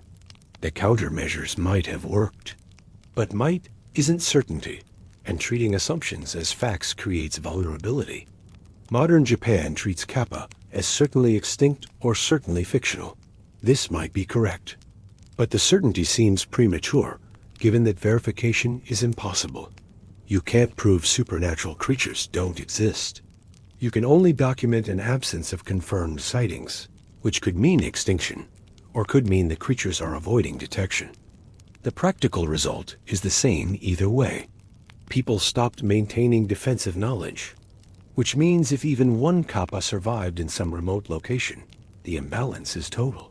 The creature retains all its abilities, all its behavioral patterns, all its supernatural compulsions. But humans have forgotten how to exploit those compulsions effectively. That's not coexistence. That's just waiting for someone to swim in the wrong place at the wrong time and rediscover that the old warnings weren't entirely metaphorical. Several documented modern encounters suggest this might have already happened. These reports are dismissed as hoaxes or misidentification, which they probably are. But the certainty of dismissal seems to exceed the available evidence. A 1970s incident in Aomori Prefecture involved a fisherman who claimed something attacked him while checking nets in a remote pond. He described it as child-sized, greenish, with a shell-like structure on its back. The creature grabbed his leg and pulled him partially underwater before releasing him suddenly for no apparent reason. The fisherman was elderly, grew up in a generation that still learned traditional Kappa defenses. His statement to local police mentioned that he bowed while struggling, more from panic than tactical planning. The creature released him immediately after the bow. This could be coincidence, could be fabrication, could be misidentified wildlife, or could be an actual Kappa encounter where someone accidentally implemented the correct defense and survived without realizing what had happened. The police report notes the fisherman had bruising consistent with being grabbed by something with significant grip strength. The marks didn't match known regional wildlife. The incident location was historically associated with Kappa warnings that nobody took seriously anymore, because obviously Kappa aren't real. One data point proves nothing, but it's exactly the pattern you'd expect if residual Kappa populations still existed in isolated areas. Rare encounters, mostly with older people who remember traditional defenses. Immediate dismissal by authorities who decided the threat can't exist. Similar reports appear sporadically from rural areas. Never enough to establish pattern. Never credible enough to trigger investigation. Always dismissed as the last gasp of superstition in regions that haven't fully modernized yet. But each report shares common elements. Water-based attacks, small creatures with shells, sudden releases when victims bow or present certain gestures. Details that match historical Kappa behavior too precisely to be pure fabrication or coincidence. Either multiple unconnected people across decades are independently creating elaborate hoaxes that align perfectly with obscure folklore details, or something in remote Japanese waters occasionally attacks people and responds to traditional defenses exactly as the folklore predicts. The modern tendency is to assume the former, hoaxes and misidentification, because the alternative requires accepting that defensive folklore might have been literally true, which contradicts the comfortable assumption that monsters are always metaphorical. This assumption costs nothing if Kappa are actually extinct, but costs lives if they're not. And we have no reliable way to verify extinction of creatures that are intelligent enough to avoid detection and amphibious enough to hide in environments humans rarely access thoroughly. The risk calculation becomes interesting. Maintain traditional defensive knowledge just in case. That requires effort, takes time, and makes you look superstitious to modern observers. Abandon the knowledge and assume the threat is gone? That's effortless and socially acceptable, but creates vulnerability if the assumption is wrong. Most people choose the second option, not because they've verified Kappa extinction, because maintaining defenses against probably fictional threats seems ridiculous. And nobody wants to be the person seriously practicing formal bowing techniques just in case river demons attack, which is entirely reasonable. Right up until the moment someone encounters an actual Kappa without knowing how to defend themselves. Then the social pressure to avoid looking superstitious becomes the reason they die confused and terrified while a turtle demon extracts their shirikodama. The probability is low. Modern Kappa encounters, if they occur at all, are extremely rare. But probability isn't the same as impossibility. And treating low probability events as impossible guarantees you won't be prepared when the improbable actually happens. This brings us to the philosophical question underlying the entire Kappa defense framework. Should you maintain protective knowledge for threats that probably don't exist anymore? Should communities preserve defensive wisdom just in case the danger resurfaces? The traditional answer was yes. Absolutely. The cost of maintaining knowledge is trivial compared to the cost of relearning it through casualties when the threat returns. Keep teaching the defenses. Keep practicing the techniques. Keep the wisdom alive even during periods when it seems unnecessary. Modern Japan mostly rejected this approach. Efficiency matters. Resources are limited. Why waste time teaching children to defend against creatures that probably aren't real?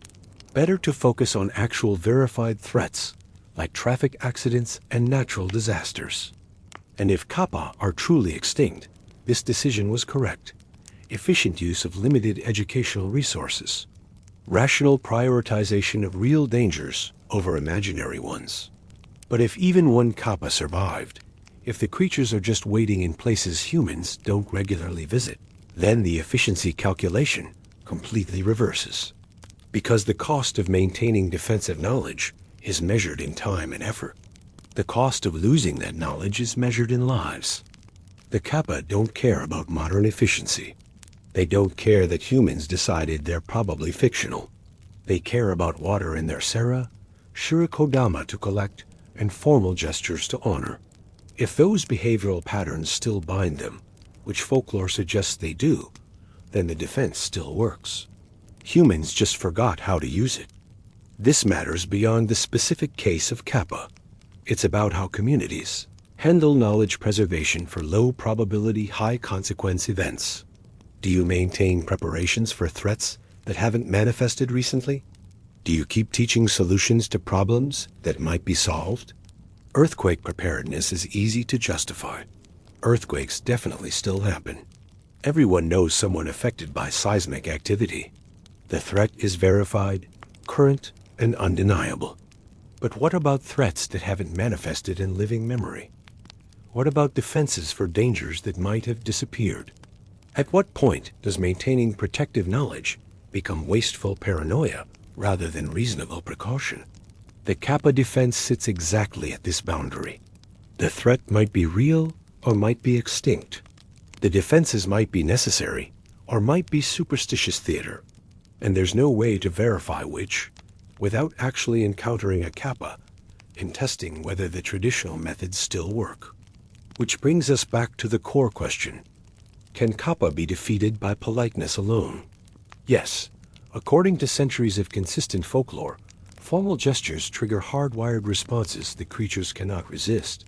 The bow forces a reciprocal bow that spills the sera. The cucumber offering activates religious obligation that supersedes predatory instinct. The written contract binds through honor that overrides immediate desires. The defenses worked. Should still work if the behavioral patterns described in folklore accurately represent Kappa nature rather than human fantasy. But should work assumes correct implementation. And correct implementation requires knowledge most modern people don't possess. The broad strokes are cultural common knowledge. The precise details that determine success or failure are largely lost. You know Kappa can be defeated by politeness. You don't know the exact angle of the bow, the precise timing of the gesture, the regional variations that make some Kappa honor the defense while others ignore it. You have theory without practice, concept without competence.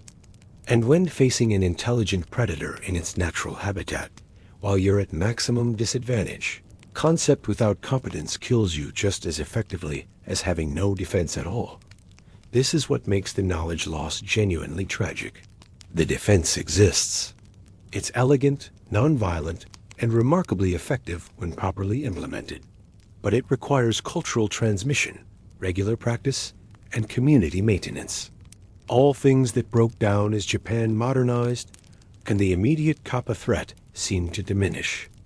Now the knowledge exists primarily in academic sources and tourist materials, documented but not active, preserved but not practiced, available but not accessible when you need it most, which is when something with a shell and a beak is dragging you underwater, and you have maybe 3 seconds to remember defensive techniques you read about once and never practiced. The gap between academic knowledge and practical application is measured in lives. Your life specifically, if you're ever in a position to need Kappa defenses and discover too late that knowing about the bow isn't the same as knowing how to execute it correctly under lethal pressure. So what's the solution? How do you bridge the gap between folkloric knowledge and modern practice when the threat might not even exist anymore? The traditional approach was simple. Maintain the knowledge whether you need it or not. Teach children the defenses. Practice the techniques. Keep the wisdom alive through continuous transmission. When the danger manifests, the community is prepared. When the danger doesn't manifest, the cost was just time spent learning something unnecessary. Modern efficiency rejects this framework. Don't maintain knowledge for threats that probably aren't real. Focus resources on verified dangers. If Kappa resurface, figure out defenses at that point, rather than wasting time preparing for events that might never happen. Both approaches have logic. One prioritizes preparedness over efficiency. The other prioritizes efficiency over preparedness. Neither is objectively wrong. The correct choice depends entirely on whether the threat still exists. And we don't know, can't know, won't know until someone encounters a Kappa, and we see whether traditional defenses still work, or whether the creatures have somehow evolved beyond the supernatural constraints that made them manageable. That uncertainty is uncomfortable. Modern society prefers definitive answers. Kappa exist or don't exist. Defenses work or don't work. The threat is real or fictional. Pick one and act accordingly.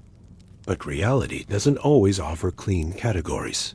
Sometimes the answer is maybe and depends, and we'll find out when it's too late to prepare. Those answers don't generate clean policy, don't create simple educational mandates, don't resolve into efficient resource allocation. So modern Japan chose the answer that allows for clean policy. Kappa don't exist. Defenses aren't necessary. Knowledge preservation is optional cultural heritage rather than survival necessity. Problem solved through definitional fiat. This works perfectly if the chosen answer is correct. If Kappa truly are extinct or always fictional, then Japan made the right call. Avoided wasting resources on defending against imaginary threats. Moved past superstition into rational modernity. But if the answer is wrong, if even a few Kappa survived in places humans don't regularly check, then the decision to abandon defensive knowledge represents catastrophic vulnerability, the kind that only becomes apparent when someone dies in a way that matches historical. Kappa attack patterns perfectly, and nobody can explain how or why, because we decided those patterns were impossible. The politeness defense isn't dead. It's dormant, waiting in folklore and academic texts for someone to need it desperately. Enough to research the proper implementation while being attacked by a creature they didn't believe existed until 3 seconds ago. That's not a defense. That's hope combined with desperation, and a prayer that you remember enough details from pop culture to stumble onto correct technique through pure luck. Which brings us to the uncomfortable conclusion. Knowing Kappa can be defeated by politeness alone is worthless without knowing how to implement that defeat correctly.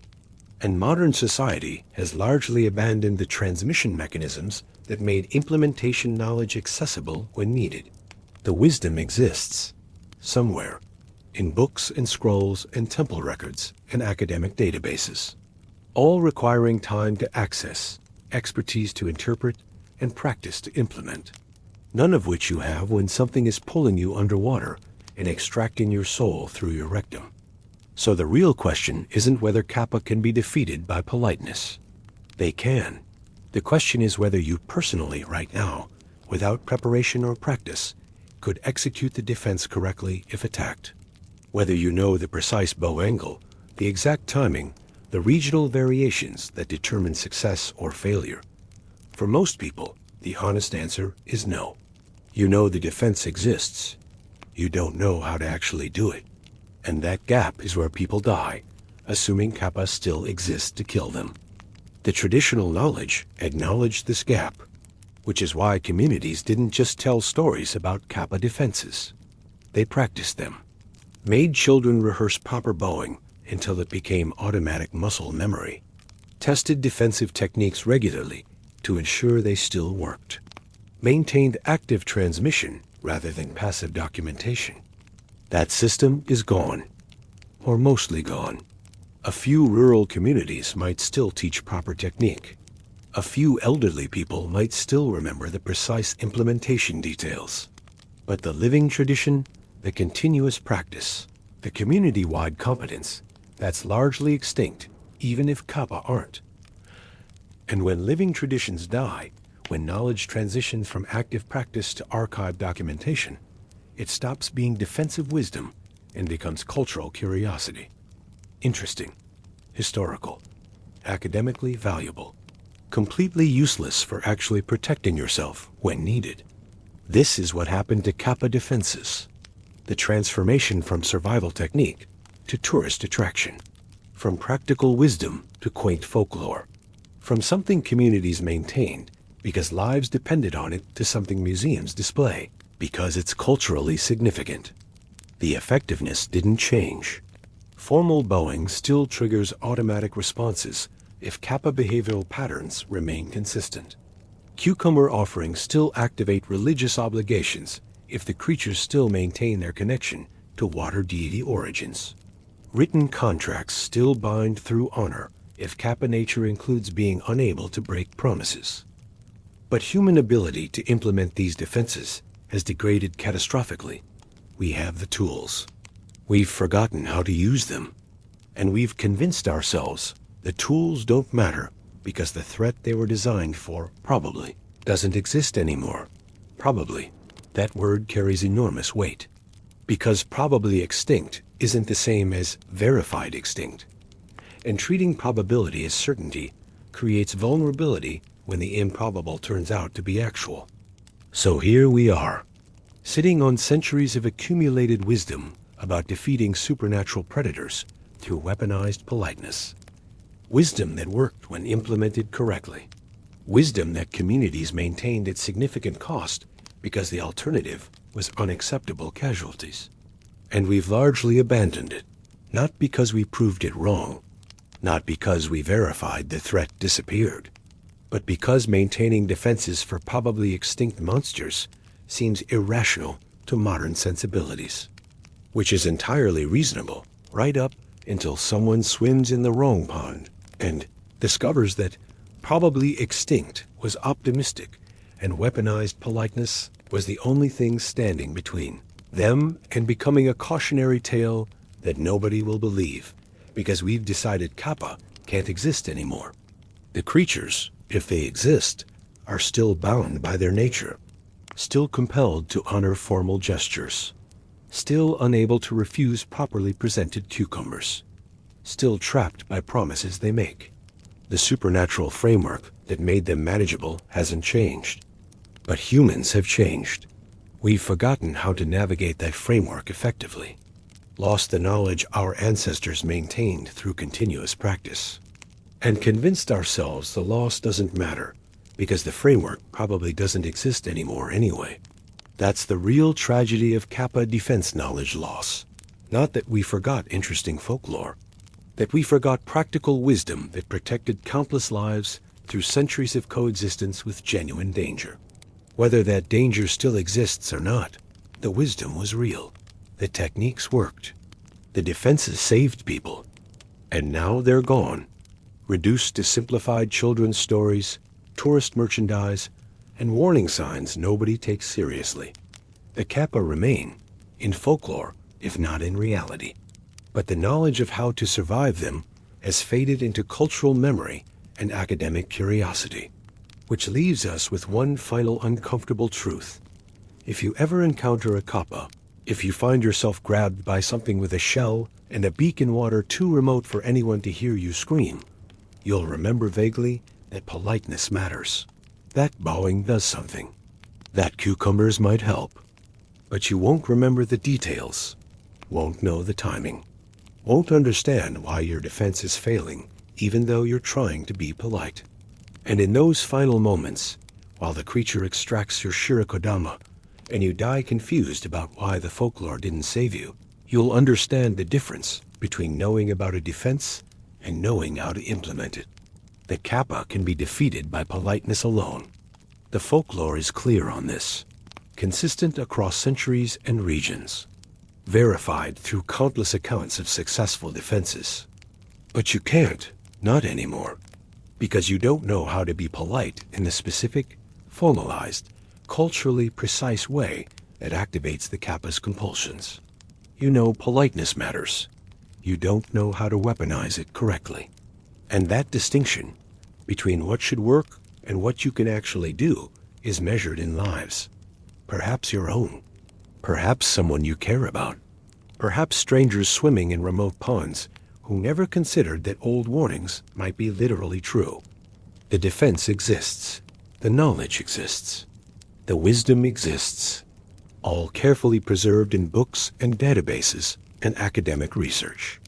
All completely inaccessible when you need it most, which is during the 3 seconds between being grabbed underwater and losing consciousness. So the answer to whether Kappa can be defeated by politeness alone is yes, but also no. Yes, in theory. No, in practice. Yes, if you know how. No, if you're relying on pop culture knowledge and desperate improvisation. The folklore was trying to teach practical survival techniques. Modern society heard entertaining stories about turtle demons and magic. We preserved the stories. We lost the lessons. And that gap might not matter if Kappa are truly extinct. But if they're not, if even one creature survived in some forgotten pond where humans don't swim often enough to verify absence, then the gap becomes fatal. The Kappa remembers how the defense works. You don't. And when that imbalance manifests, when ancient predator meets modern prey without the defensive knowledge that enabled coexistence, the outcome favors the side with memory. The Kappa wins, not through strength or speed or supernatural power, though they have all of those, through simple persistence, continuing to exist and to hunt while their prey forgot how to defend themselves effectively. The politeness defense was elegant, effective, reliable when implemented correctly, a genuine solution to supernatural predation that didn't require violence or special equipment or rare expertise. Just cultural knowledge transmitted through regular practice and community maintenance. And we let it die, chose efficiency over preparedness, assumed the threat was gone because we hadn't seen it recently, decided that defending against probably fictional monsters wasn't worth the effort of maintaining traditional knowledge. That decision might be vindicated. Kappa might truly be extinct. The abandoned defenses might have been unnecessary superstition after all. But if the decision was wrong, if the threat persists in places we don't check thoroughly, then we've created vulnerability through certainty, convinced ourselves we're safe because we can't imagine being wrong. And vulnerability disguised as certainty is the most dangerous kind. So sleep well tonight. Rest knowing that Kappa are probably extinct, that the old warnings were probably metaphorical, that you probably don't need to know how to defeat river demons through weaponized politeness. Probably, that word again, carrying more weight than it should, suggesting confidence we don't actually have, implying certainty that evidence doesn't support. The Kappa, if they exist, know exactly how the defenses work. They're bound by compulsions they cannot resist, triggered by gestures they must honor, trapped by promises they cannot break. You don't know any of this. Not really. not in the practical, implementable, survival-relevant way. You know about it, read about it, heard stories. But knowledge about something isn't the same as knowledge of how to do something. And when doing matters more than knowing, when execution determines survival, the gap between what you've heard and what you can actually implement becomes the gap between living and dying. The Kappa can be defeated by politeness alone. The folklore guarantees it. Centuries of evidence supports it. The defense is real, effective, and reliable. But can you defeat a Kappa through politeness? Not hypothetically, not in theory. Actually, personally, when grabbed underwater by something that shouldn't exist but does? Probably not, because you don't know how. Nobody taught you properly. You never practiced. And the defensive wisdom that protected your ancestors for centuries died somewhere between their generation and yours. The Kappa remain. In folklore, in warning signs, in cultural memory. Maybe in remote ponds where humans don't swim often enough to verify absence. But the knowledge of how to survive them is gone. Archived, but not active. Documented, but not practiced. Available in theory, but inaccessible when needed. And that gap between what should protect you and what you can actually access during crisis is where modern Kappa victims would die. Not because the defense failed. Because we forgot how to use it correctly. Because generations of modernization eroded wisdom that centuries of necessity had maintained. The politeness defense works. You just don't know how to make it work for you. And by the time you realize this distinction matters, you'll be underwater with something extracting your shirikodama, while you die confused about why being polite didn't save you. Good night. Sleep well. And if tomorrow you find yourself near a remote pond in rural Japan, where old warning signs show faded Kappa illustrations, maybe skip the swim. Not because Kappa definitely exist, but because you definitely don't know how to defend yourself properly if they do. The creatures remember. You don't. And when memory encounters ignorance in water deep enough to drown in, the outcome favors the side that kept its knowledge alive. Pleasant dreams. And stay away from rivers. But before we finish, let's address the elephant in the room. Or rather, the turtle demon in the pond. Because there's one aspect of Kappa defenses we haven't fully explored. What happens when you do everything correctly and it still doesn't work? The folklore presents the politeness defense as reliable. Bow correctly, the Kappa bows back. Problem solved. But scattered throughout historical accounts are cases where people executed perfect technique and died anyway. These failures don't get emphasized in children's stories. They don't make good tourist merchandise, but they're documented. A case from the 1600s describes a monk who encountered a Kappa while traveling through mountain regions. The monk knew the defenses, had practiced them as part of temple education. When attacked, he executed a textbook-perfect formal bow at exactly the right moment. The Kappa ignored it completely, dragged him underwater. By the time villagers found the body, the shirikodama extraction was already complete. The monk did everything right. The defense failed anyway. Why? The temple records that document the case offer no explanation. Just note that sometimes even proper technique doesn't work. Sometimes the creature doesn't honor the gesture. Sometimes you die confused. These failure cases suggest something important about Kappa defenses. They're probabilistic, not guaranteed. The formal bow increases your survival odds dramatically, but it doesn't guarantee survival. Nothing guarantees survival when facing an intelligent predator in its natural habitat. This matters because modern understanding of the folklore tends to treat the defenses as absolute. Bow to the Kappa. You're safe. Offer cucumber. Attack stops. Sign contract. You're protected.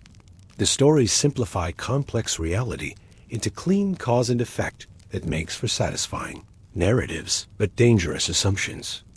Real defensive techniques rarely offer 100% success rates.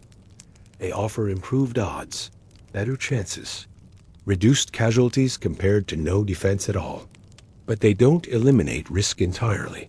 especially when dealing with intelligent adversaries who might be learning to counter your countermeasures. The Kappa that ignored the monk's bow might have been a rogue variant unbound by normal behavioral constraints. Or it might have been a normal Kappa that had encountered the bow defense before and learned to suppress its automatic response. Predators adapt. The ones that don't adapt get defeated repeatedly and eventually stop hunting. This creates an arms race dynamic. Humans develop defenses based on Kappa behavioral patterns. Kappa that can't overcome those defenses get defeated. Kappa that somehow resist the defensive triggers survive and reproduce, passing on resistance to their offspring. Over generations, the defense becomes less effective against increasingly resistant Kappa populations. Evolution in action. Except with supernatural creatures and weaponized etiquette instead of bacteria and antibiotics.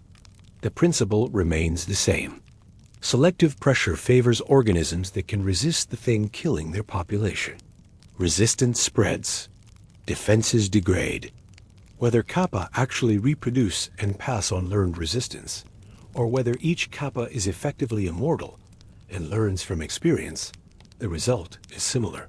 The creatures that survive human defensive strategies are the ones that don't respond to those strategies normally, which means the Kappa you encounter might not be the average Kappa described in folklore. It might be specifically the type that your defenses won't work against. This is deeply uncomfortable, because it means you can't rely on traditional defensive knowledge, even if you maintain it perfectly. The Kappa population, if it still exists, might have evolved or adapted past the behaviors that made them manageable.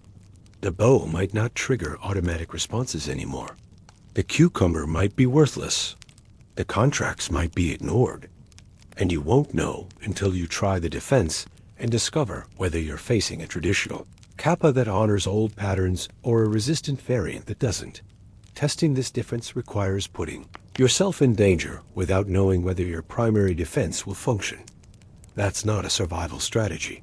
That's gambling with your life, using odds you can't calculate. Some historical accounts suggest communities recognized this problem and developed backup strategies. If the bow doesn't work, try the cucumber. If the cucumber fails, attempt negotiation. If negotiation goes nowhere, run and don't stop until you're far from water. Layer defenses so that one failure doesn't mean automatic death. This layered approach makes more sense than relying on single technique defenses. But it also requires knowing multiple techniques perfectly, recognizing when each has failed fast enough to switch strategies, and maintaining composure while implementing backup plans under lethal pressure. That's expert-level crisis management. Most people aren't capable of it even with training. Which brings us back to why knowledge loss matters so severely. Not just because you don't know the primary defense, because you definitely don't know the backup strategies, the failure recognition protocols, the emergency procedures that experts used when standard techniques didn't work. The folklore teaches the headline defense. Bow to Kappa, problem solved. The practical wisdom that communities actually relied on included the bow plus 7 other strategies in case the bow failed. That depth of knowledge is almost completely lost. We have the simplified version that makes good stories but incomplete protection. Modern people hearing about Kappa defenses think they've learned the wisdom. They haven't. They've learned the advertisement. The full system was far more complex, required significantly more training, and acknowledged that no single technique guaranteed survival against intelligent predators. This gap between what folklore appears to teach and what communities actually practiced explains some of the historical failure cases. People who knew the bow defense, but not the backup strategies. People who implemented perfect technique, but didn't recognize fast enough when it failed. People who died doing everything the stories said to do, because the stories left out critical details. The detailed knowledge, the practical wisdom that included failure protocols and emergency procedures, that lived in communities through continuous practice, not in written records, not in formal documentation, in muscle memory and automatic responses, and shared understanding that everyone learned growing up near Kappa territory. When communities dispersed, when young people moved to cities, when traditional transmission mechanisms broke down, the detailed knowledge went with them. What remained was the simplified version, good enough for stories, insufficient for actual survival. This matters beyond Kappa specifically. It's about how communities maintain complex knowledge across generations, how wisdom gets simplified during transmission, how the parts that seem unnecessary get dropped first, even though they're often the parts that matter most during actual implementation. The bow is easy to remember. The exact angle, timing, and recognition of when it's not working, those details are hard to maintain without regular practice, so they get lost first, leaving people with knowledge just detailed enough to be dangerous. They know enough to try the defense, not enough to recognize when it's failing or switch to alternatives. That's worse than having no knowledge at all, because complete ignorance makes you cautious. Partial knowledge makes you confident, and confidence without competence is lethal when dealing with predators that exploit overconfidence. Someone who knows nothing about Kappa defenses will avoid the water entirely or stay extremely cautious. Someone who knows the bow exists, but not how to implement it correctly, will enter water feeling protected by knowledge they don't actually possess. They'll take risks that full knowledge would prevent, counting on defenses they can't execute properly. The confidence gap, the danger zone between knowing something exists and knowing how to actually do it. That's where people die feeling betrayed by folklore that promised protection but didn't deliver. Except the folklore did deliver, for centuries. The protection was real, the techniques worked, but they only worked when implemented with the depth of knowledge that communities actually maintained, not the simplified version that survived into modern retellings.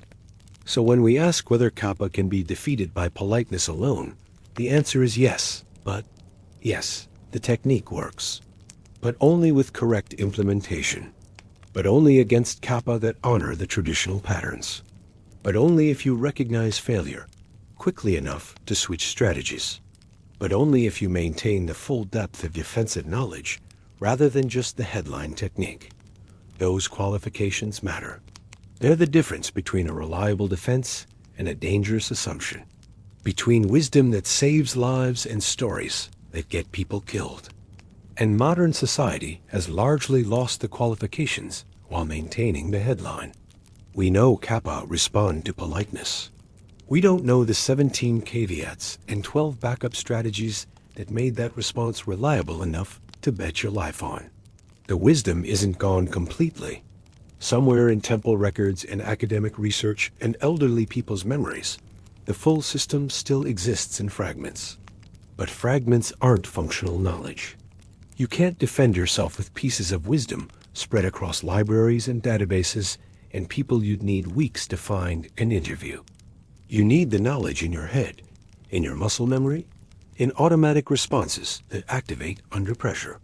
That's what communities maintained. That's what we lost.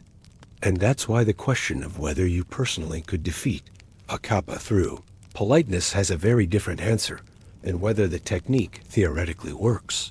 The technique works. You can't implement it. That's the gap. That's the tragedy. That's why knowledge loss matters, even for threats that probably don't exist anymore. Because probably isn't certainty. And the cost of being wrong about probably is measured in lives. Your life, someone else's life, the life of whoever encounters the residual threat that everyone assumed was extinct and discovers too late that assumptions aren't guarantees. This pattern repeats throughout history. Communities develop wisdom through painful experience. They maintain that wisdom through continuous practice. The threat diminishes or seems to diminish. Maintaining defenses starts feeling unnecessary. Knowledge transmission degrades. And then the threat returns or manifests in some unexpected location, and people die because they assumed their ancestors were superstitious rather than experienced. The Kappa might be different. The threat might actually be extinct this time. Modern Japan might have correctly identified that the danger is gone and the defenses are obsolete. But the certainty seems premature, the confidence seems excessive, and the willingness to completely abandon defensive knowledge based on absence of recent evidence suggests we've forgotten that rare events are still events. That low probability doesn't mean zero probability. That assuming extinction without verification creates vulnerability. So here we are, with centuries of accumulated defensive wisdom sitting in archives while people swim in waters that might still contain the exact threats that wisdom was developed to counter. The defense exists. The threat might exist. And the connection between the two has been largely severed by assumptions about modernity and progress and the impossibility of monsters. Those assumptions might be right, probably are right, but probably right has a very different risk profile than definitely right. And we've built our entire approach to Kappa defense on treating probability as certainty, which works perfectly until it doesn't, until someone swims in the wrong place and encounters the creature everyone assumed was extinct, until traditional defenses that should work fail because nobody taught them correctly anymore, until the gap between archived knowledge and accessible wisdom costs someone their life.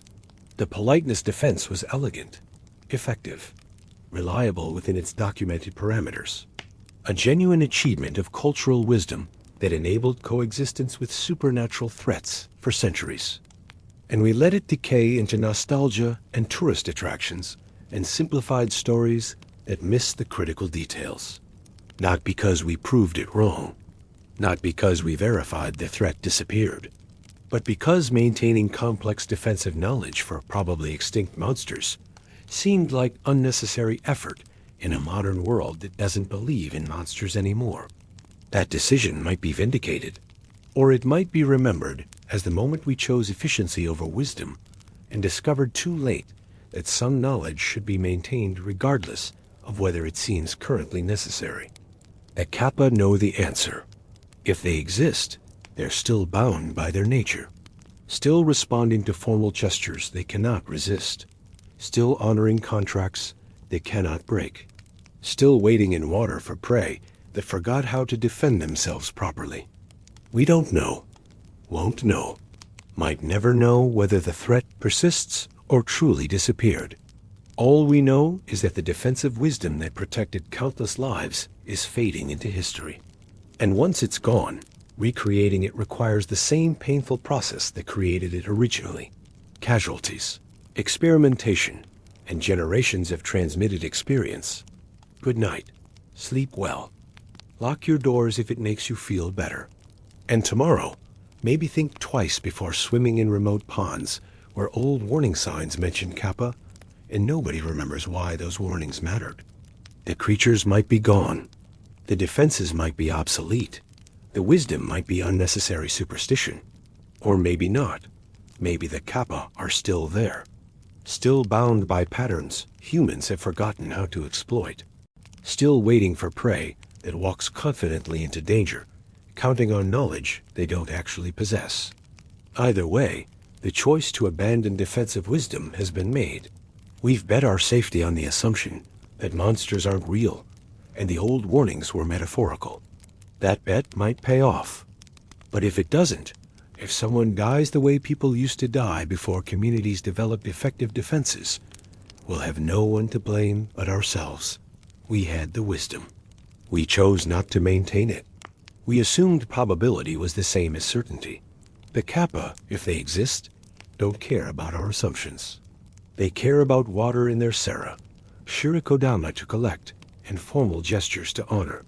The supernatural framework that made them manageable hasn't changed. We changed, forgot how to navigate that framework, lost the knowledge our ancestors died to develop, and convinced ourselves the loss doesn't matter because the danger probably isn't real anymore. Probably.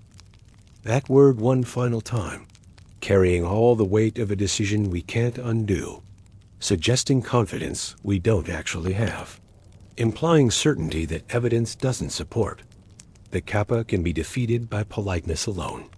The folklore is clear, consistent, and comprehensive. Centuries of successful defenses prove the technique works. But you can't defeat them because you don't know how.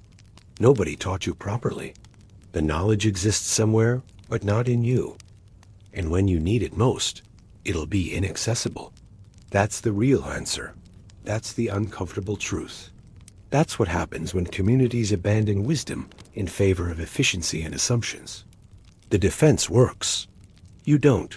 And that distinction might cost you everything if the monsters everyone assumes are extinct turn out to be simply patient, wading in water deep enough to drown in, bound by compulsions that humans have forgotten how to trigger, remembering when we don't. Sleep well tonight. Stay away from remote waters tomorrow. And maybe consider that the old warnings weren't entirely metaphorical, that your ancestors weren't entirely superstitious, that some knowledge should be maintained even when it seems unnecessary. The Kappa remember their nature. You've forgotten your defenses.